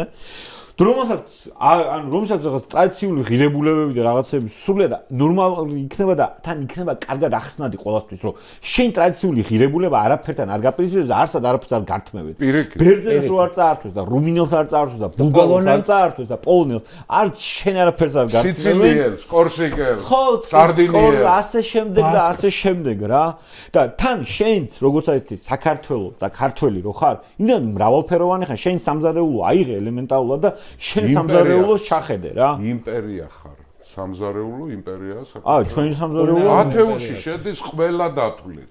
ათეულს კი სამეულს შევიყვან ძალიან მაგარია, მაგრამ პლუს იმდენად აი იმერული კერძი რაც არის, იმდენად განსხვავდება თქვა თუნდაც ეს ჩვენი სამზარეულო არ არის კრებული ახლო აღმოსავლური გავლენა რო არ იყოს კარტოფილი არ იქნებოდა ლობიო არ იქნებოდა აი რო ეთქვა 딥 სტეიტი შემოდის კიტრი პამიდორი სალატი არ იქნებოდა შეკითხვა ის ბარბალობას ლობიო ხო უნდა გამოწვეს კი მაგრამ სამდე კოლუმბი ლობიოს ჩამოიტან და ბარბალობა რა ხდებოდა მანამდე ძვირფასო კოცებო ტრადიციების მიმდევრებო როგორ იყო ეგ ამბავი არ შემოქმედა არაფერი. რო არ ყოფილიყო ის კულტურული გაცვლები, ურთიერთგავლენები, არც პამიდორი იქნებოდა, არც ის იქნებოდა, სხვათა შორის ორი აცტეკური სიტყვა არის და ამკვიდრებულ ყოველდღიურობაში ხმარობ. ჩვენ აცტეკები ინდიელები იყვნენ, ხო? ტომატლი არის, აცტეკური და შოკოლადლი. შოკოლადი ხო უყვართ თქვენ შვილებს, ჩვენ შვილებს ხო უყვართ? მე მგონია რომ ერთ-ერთი ყველაზე დიდი შეცდომა რაც ამ წლების განმავლობაში აქეთ ამ ხარემ დაუშვა იყო ის რომ უაპელაციოდ დაუთმეთ ამ ქვეყნის ტრადიციების დაცვის, ქრისტიანობის დაცვის, ღირებულებების დაცვის სწორის, რა თქმა უნდა, ხა მე იმას არ გულისხმობ რაღაცა. ქელეხში ღრეობა არ არის ჩემთვის ქართული ღირებულება. ან მარჯვენის მოჭრა მტერზე. ხო, ეს არ არის უამრავი ისეთ ტრადიცია გვაქვს, რომელიც განსაკუთრებით როცა უცხოელი ჩამოდის, ერუდირებული უცხოელი, რო ხდება, გაუგნებას არის იმდენად უშუალო არის და იმდენად რაღაცა ჩვენი იდენტობის გამომხატველი და ეს რო კოცებმა წაიღეს და რაღაც დონეზე კი არა, თითქმის სრულად მათი პროპაგანდის საკვები არის უდიდესი შეცდომა, იმიტომ რომ ქრისტიანობაზე გელაპარაკებიან, როცა ყველა მნიშვნელოვანი ძეგლი, რაც არის ამ ქვეყნის ქრისტიანული ინგრევა, რელიგიაზე გელაპარაკებიან ადამიანები, რომლებიც ფიზიკურად ძალადობენ ქალებზე და ორსულ ქალებს უვარდებიან დილის 8 საათზე, ჩხრეკით და მერე ამბობენ, რომ ნუ რა მოხდა, ესე უნდა ყოფილიყო. LGBT პროპაგანდაზე და 1000 სისულელეზე გელაპარაკებიან ადამიანები, რომლებიც ნუ ამხრივაც ბევრი მათგანი შეიძლება მოწყვლადი იყოს, წარმოუდგენელი ვითარება მივიღეთ ქართულ სახელმწიფოში, სადაც სრულად ხარისეული ძალა იყენებს ყველაფერს შენ საწინააღმდეგოდ. აი რაც კი ამ ქვეყნის იდენტობას ქმნის. და აი ეს საშინელება რასაც აკეთებენ, აი მე ვარ ქართველი და რაღაცა ევროპელობის დაპირისპირება და ამბობენ რომ მე ვარ ქართველი და ვარ კავკასიელი და კავკასიელობას და ევროპელობას რო უპირისპირებ, ეს უკვე კატასტროფაა. იმიტომ რომ თუ კი რამე ავსებს ერთმანეთს, არის ევროპული ხასიათი და კავკასიური ხასიათი და კი ეს ამ ქვეყნის უპირატესობაა. სამივე არის თავისუფლების აპოლოგია. ქართველობაც, კავკასიელობაც და ევროპელობა. ეს არის ამ ქვეყნის ცალსახა უპირატესობა. რომ ჩვენ გვაქვს და მე ესე უყურებ რა, ადრე თუ გვიან კი არა, ადრე გავხდებით ჩვენ ევროპის სრულფასოვანი ნაწილი, მაგრამ იქაც რომ ჩვენი იდენტობა შევიტანოთ, ჯერ ეს იდენტობა უნდა გქონდეს კარგად გამოკვეთილი. ეხლა ხო ამობენ რომ ევროპაში რომ შევალთო, წაგვართმევენ რაღაცასო. აი კოც რა უნდა წაართვას. წაართმევენ იმას, რომ არჩევნები არ უნდა გააყალბოს, წაართმევენ იმას, რომ ქალი არ უნდა გალახოს, წაართმევენ იმას, რომ ნარკოტიკი ქუჩაში არ უნდა იყიდებოდეს. ეს თუ წასართმევია წაართვან. აბა რა? და ანუ რაც უნდა წაგართვან, იმაზე თვითონ აქვს უარი ნათქვამი და იმას არავინ ხელს არ მოკიდებს. შეხედონ პოლონეთს, შეხედონ იმ სახელმწიფოებს, რომლებიც კონსერვატორული მიდგომის მატარებლები არიან, როდის უფრო ძლიერი იყო. ითუმეტეს, ახლა კონსერვატორები იგებენ ყველგან. პოლონეთი როდის უფრო ძლიერი იყო. შემოტრიალდა ევროპა. პოლონეთი როდის უფრო ძლიერი იყო ევროკავშირის წევრობამდე თუ წევრობის შემდეგ. როდის უფრო გახდა. იცი როგორ არის? მანდაც თუ ახლა ევროპა მრავალფეროვანია, ბუნებრივია, მაგრამ ქართული იდენტობის წარმოჩენა და მსოფლიო ექსპორტზე ამის გატანაც. ახლა დღეს ხო პოლონეთი მაგალითად იქცა კონსერვატორული ნაწილის, ხო ევროპის. ჩვენ შეგვიძლია ზუსტად იგივე გავხდეთ. ვინ გვიშლის ხელს? არავინ არ გვიშლის და ეს არის ის პრინციპი, სადაც აი მე მინდა რომ ჩემი სახელმწიფო და ის ქვეყანა, რომლის პასპორტიც მაქვს, სადაც დავიბადე და დავიბადე დამოუკიდებელ საქართველოში, მინდა რომ შემდეგი თაობა დაიბადოს ისეთ ქვეყანაში, რომელიც იქნება ევროკავშირის სრულფასოვანი წევრი. და რომელსაც ექნება იმის საშუალება, რომ ტერიტორიული მთლიანობის სწრაფად აღდგენა მოხდეს, იმიტომ რომ ეს ქვეყანა არის ხეიბარი სახელმწიფო, ესეც კარგად უნდა გვესმოდეს. აი გორთან როცა ჩაივლე ხა მანქანით რომ მივდივართ ხოლმე დასავლეთში, სულ იყურები მარჯვენა მხარეს, რომ აი ის მონაკვეთი ნახო, სადაც 500 მეტრში დგანან რუსები. და ხა როცა ამ ვითარებაში ხარ, ლაპარაკობ ნეიტრალიტეტზე. აი ნეიტრალური როგორ უნდა იყოს კავკასიაში. ანუ ნეიტრალური როგორ უნდა იყოს ქვეყანა, რომელიც ოკუპირებულია. ჯერ რომ ნეიტრალიტეტს რო აცხადებ, ჯერ უნდა აღიარო შენ ნეიტრალიტეტი. აი ხა პუტინი რო ჩადის აფხაზეთში. აი ამ დროს რა შვება ქართული ოცნება. შვეიცარიის ნეიტრალიტეტი მოყავთ მაგალითად თან ისე რომ არ განუმარტავდა შვეიცარიის არმია ვენის კონგრესის შედეგი იყო ჯერ ერთი და იყო დიდი შეთანხმების ნაწილი მეზობლების. მერე თავად ისეთი არმია შექმნეს, იმდა მილიტარიზირებული ქვეყანა. არ ჭირდება ახლა ჰიტლერს შეიძლება რუკაზე რომ დაეხედა ძალიანაც დომოდა რომ შვეიცარიაც ყოფილიყო გაწითლებული და რაღაცა ემაში რა ქვია სვასტიკა ქონოდა დასმული, მაგრამ კრაზანის ბუდე სახელმწიფო იყო, სადაც შესვლა გიღირს ორჯერ ძვირი. ჯარით მისი ოკუპაცია უფრო ძვირი გიჯდება. საერთოდ ნეიტრალიტეტის მიღწევა გაცილებით უფრო რთულია ვიდრე რომელიმე გეოპოლიტიკურ ბლოკში შედის. იმიტომ რომ ეს შენ ნეიტრალიტეტი თითქმის განუხორციელებელი. შენი ნეიტრალიტეტი იმაზე კი არაა დამოკიდებული. მე შემიძლია ვიძახო რომ ნეიტრალური ვარ. შენ მეზობელი თუ არ მეთანხმება და ირგვლივ თუ არ ხდება შეთანხმება ვიყავი ნეიტრალური. ხო, ყველა უნდა შეთანხმოს. მიდი და იძახე შენ. ხო. აი დაახლოებით რას გავს, იცი?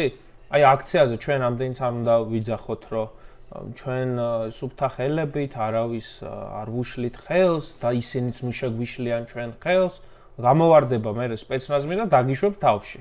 ხო. აი რა იძახე რომ ნეიტრალური ხარ და იძახე რომ ყვავილებს ვესვრით ჩვენ სამართალ დამცველებს. შედაც ახსენე ერთი აი კავკასიურ იდენტობას რატომღაც ჩვენს იდენტობას ურევენ, აი ამ თემაზე ჯერ ცალკე მინდა მართლა გადაცემა გავაკეთო, რომ ძალიან კარგად განუმარტო მაყურებელს, რომ კავკასიური და ჩვენი იდენტობა, სულიად სხვა იდენტობები ელემენტარულად დაღესტანში არის 14 ოფიციალური ენა.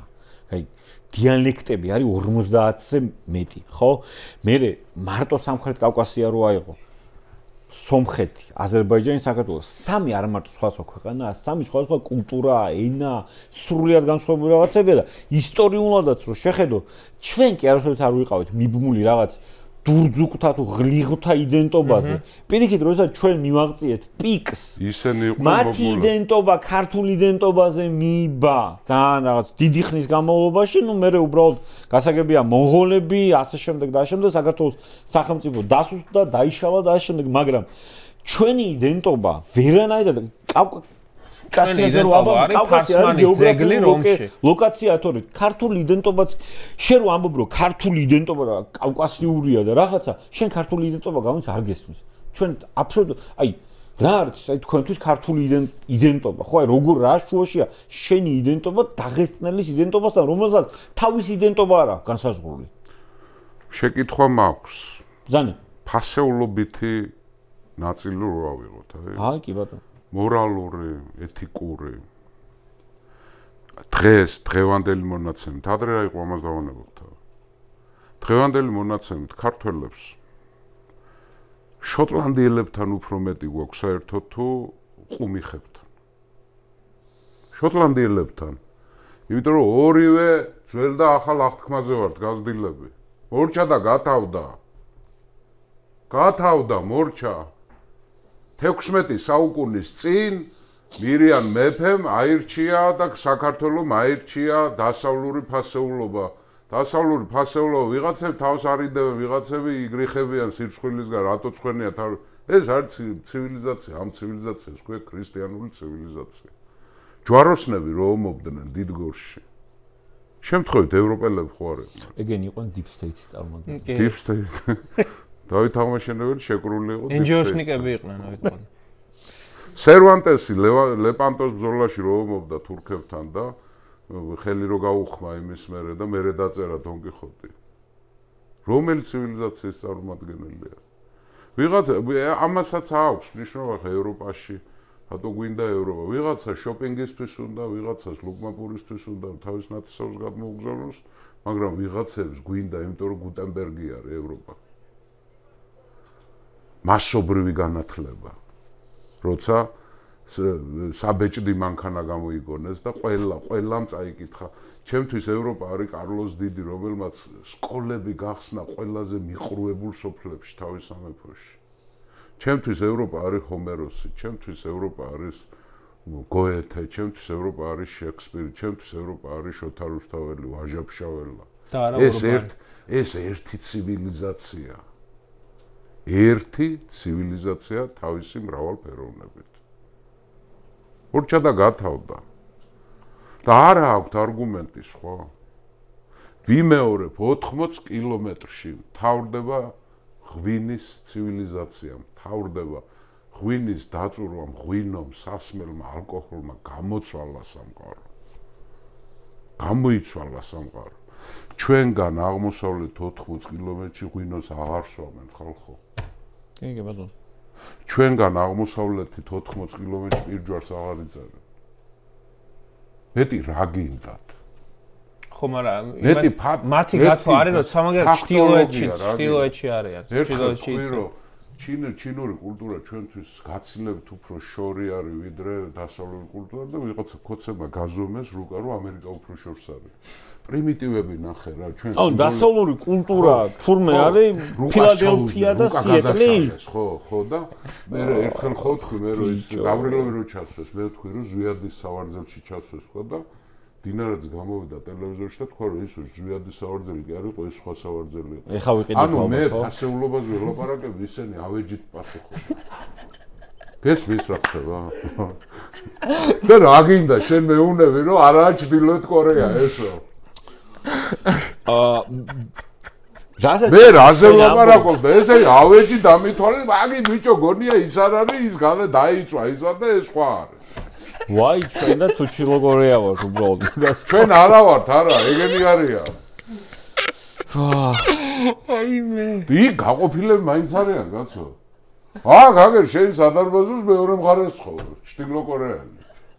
რომელიც შეიძლება გამოვიდეს და უფლის სახელით აგური ჩაგარტყას თავში. აბა.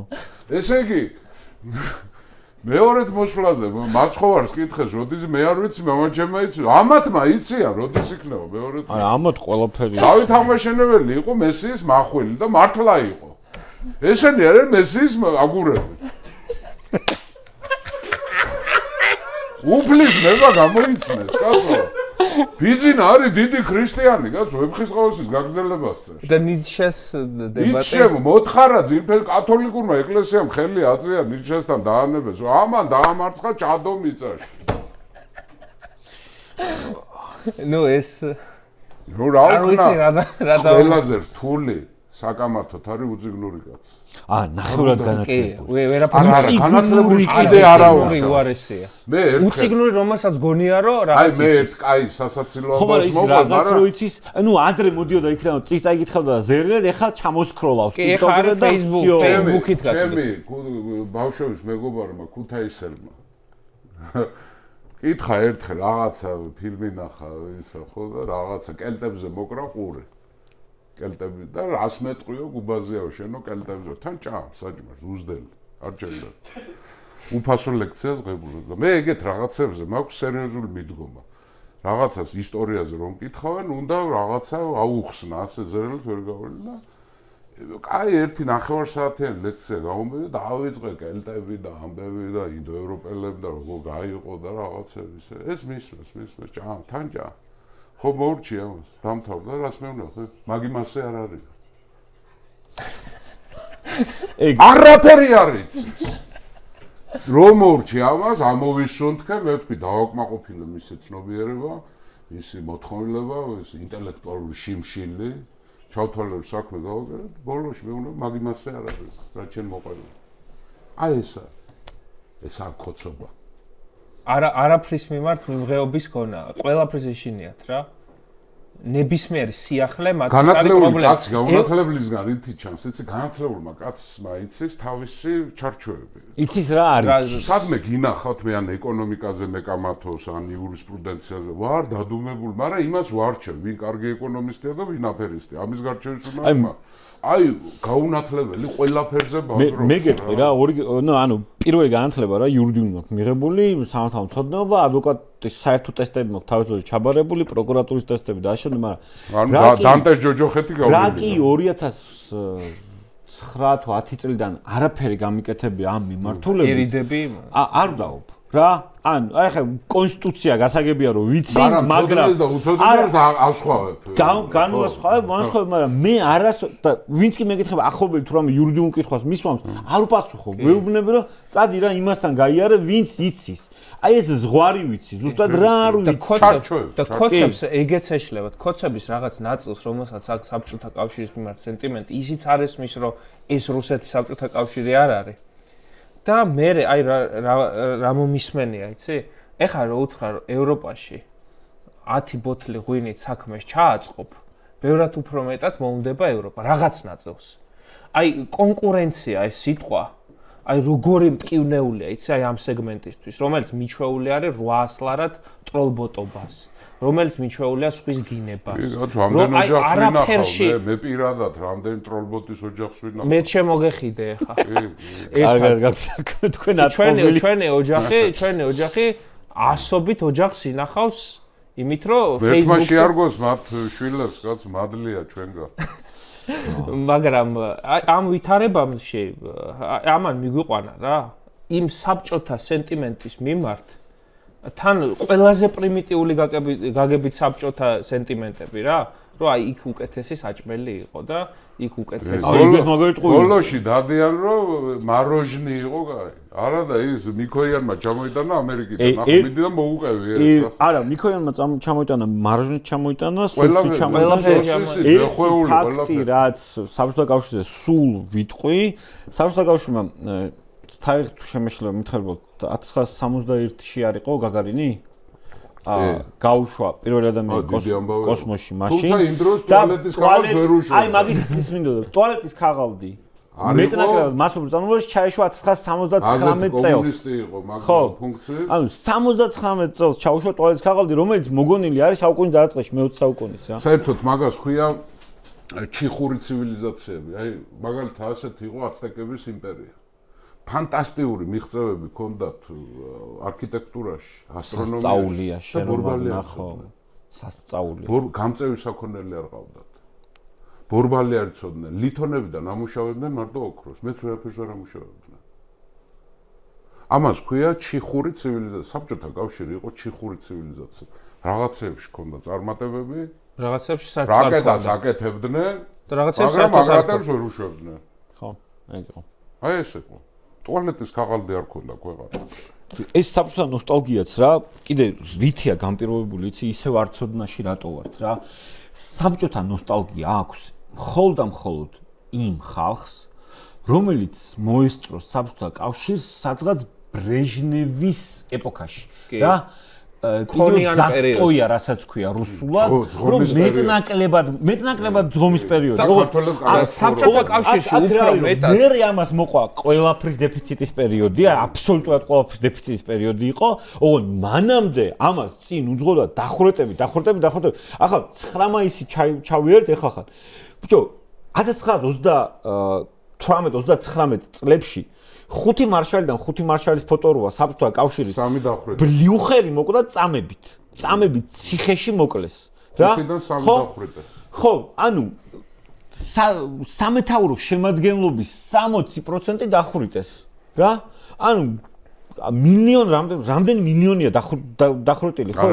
ელემენტარულად არავინ არ რიცხვები არავინ არ იცის. რა და ენატრებათ ტიპებს, რომელთაც ხოლმე იმ ნაყინს წააწყდნენ. თითქოს სხვა ნაყინი სხვაგან არ არსებობდა, არც კი იციან, არც კი უნდათ გაიგონ და მან უფრო ამ ადამიანებს ენატრებათ საკუთარი თავი საბჭოთა კავშირში. საბოლოო ჯამში ახალგაზრდობა ენატრება. საბოლოო ჯამში ახალგაზრდობაზე არის ეს ისა და ბავშვობაზე და იმაზე უფრო კაი გემო ქონდა. რატო ქონდა უფრო კაი გემო? იმიტომ რომ უფრო კაი პირის გემო ქონდა მაშინ ახალგაზრდას, ხო? ადამიანს უიცვლება. ხო? ბევრი რაღაცების გამოხდება. საკუთარი თავი ენატრევ. ხო, мотиваცია, ბევრი ლუზერია. ბევრი აეროპორტში იკარგება. და სხვათა შორის ეგ ქონდა საბჭოთა კავშირში ლუზერი რო ყოფილიყავი, მაინც ქონდა გადარჩენის შესაძლებლობა, იმიტომ რომ იქ ანუ მერიტოკრატია ისე მუშაობდა, რომ ძალიან ჭკვიანიც რო ყოფილიყავი და ძალიან სულელიც, მაინც ერთნაირად იცხოვრებდი. ნუ რაღაც დარგებში ქონდა ახლა ტექნიკურ დარგებში და დასავლურ ცივილიზაციას ეგ სხვანაირად. დაანჩენია ჰუმანიტარული მეცნიერება გაასწორეს მიწასთან. სამყაროს ოქროს ჭიპი იყო რუსეთი, იქიდან უნდა დაგეწყო, ყველაფერი იქიდან იყო, ასე შემდეგ. ისტორიოგრაფია ჩვენი ისტორიოგრაფია ხო რაზე იყო, ატო მიუხედავად იმისა, დიდი ისტორიკოსები ყავდა და ისა, მაგრამ რომ აი მთელი საქართველოს ისტორია მომზადება არის იმისთვის, რომ რუსეთში შეძვრემ. კი. ეს არის. რომ რუსეთის გარეშე ჩვენ ყოველთვის უბედური ხალხი ვიყავით. რუსეთზე 5-ჯერ მეტი დრო ეთმობოდა ბორის გოდუნოვთან ურთიერთობას და სიტყვაზე მეზობელ სახელმწიფოთან ურთიერთობას. აი ახლა ურთიერთობას გუშინ ლაპარაკობდი ერთ ჩემ მეგობართან. ლელა ჯეჯელავასთან ახლა კურსელები ვართ, ის არმენოლოგიას სწავლობდა რაღაცა. ლაპარაკობდით, რომ ენციკლოპედია ახალი გამოსაშვებია ქართული ენციკლოპედია, იმიტომ რომ ის რაც საბჭოთა ენციკლოპედია კატასტროფა არის დღევანდელი მოსახლეობის. კოლმეუნეობის თავმჯდომარეების სახელი და გვარებია სოციალისტური შრომის გმირებს 2-3 გვერდია. და ჰანიბალზე არის 7 წინადადება. სხვათა შორის მოდი იმასაც ვიტყვი რა, აი ზრდასთან დაკავშირებით. აი მე რო ბავშვი ვიყავ, სანამ ეს ინტერნეტიზაცია და ვიკიპედია და ეს შემოვიდოდა. აი ადრე, აი თუ გინდა 10-15 წლის წინას ვთვლიდი, რომ მიუხედავად აი ამ საბჭოთა ელემენტებისა, ეგ ენციკლოპედია იყო კარგი. აი ეგრე ვთვლიდი. კი, წინწასული ამბავი იყო. კი, ეგრე ვთვლიდი და ეხა რო უყურებ, აი რა შემოვიდა, ჩაოლებრივი კატასტროფა, არა და თითქმის ყველა ქართულ ოჯახში დევს. მე მქონდა. როგორც წესი გადაუშლე. მთლიანად მქონდა. რა. და ანუ ადრე ვთვლიდი, რომ ეს ისეთი ნორმალური წიგნია საბჭოთა კავშირში. კოლეგიის თავმჯდომარე ახლა მართლა დიდი შრომა იქნა გაწეული, მაგრამ ნუ მოძველებულია აფერი არა. შრომას არავინ კარგავს, უბრალოდ იმ შრომას ისეთი მიმართულება ეძლებოდა. მიხაკო ორაგველიძე იყო ასეთი კოლმეუნეობის თავმჯდომარე, რამხელა სტატია იცი იმას. ჰანიბალი ეცხენი ჯუჯუნორდი ისა. რა ეს ამას იყო ჩვენ წარსული. და არა მარტო ჰანიბალი. და იმედია ეგ არ იქნება ჩვენი მომავალი რა. კარგი, დიდი მადლობა. ძალიან საინტერესო იყო. აუცილებლად მომავალშიც შევხვდებით და წარმატებებს გისურვებთ. დიდი მადლობა თქვენ მასპინძლობისთვის.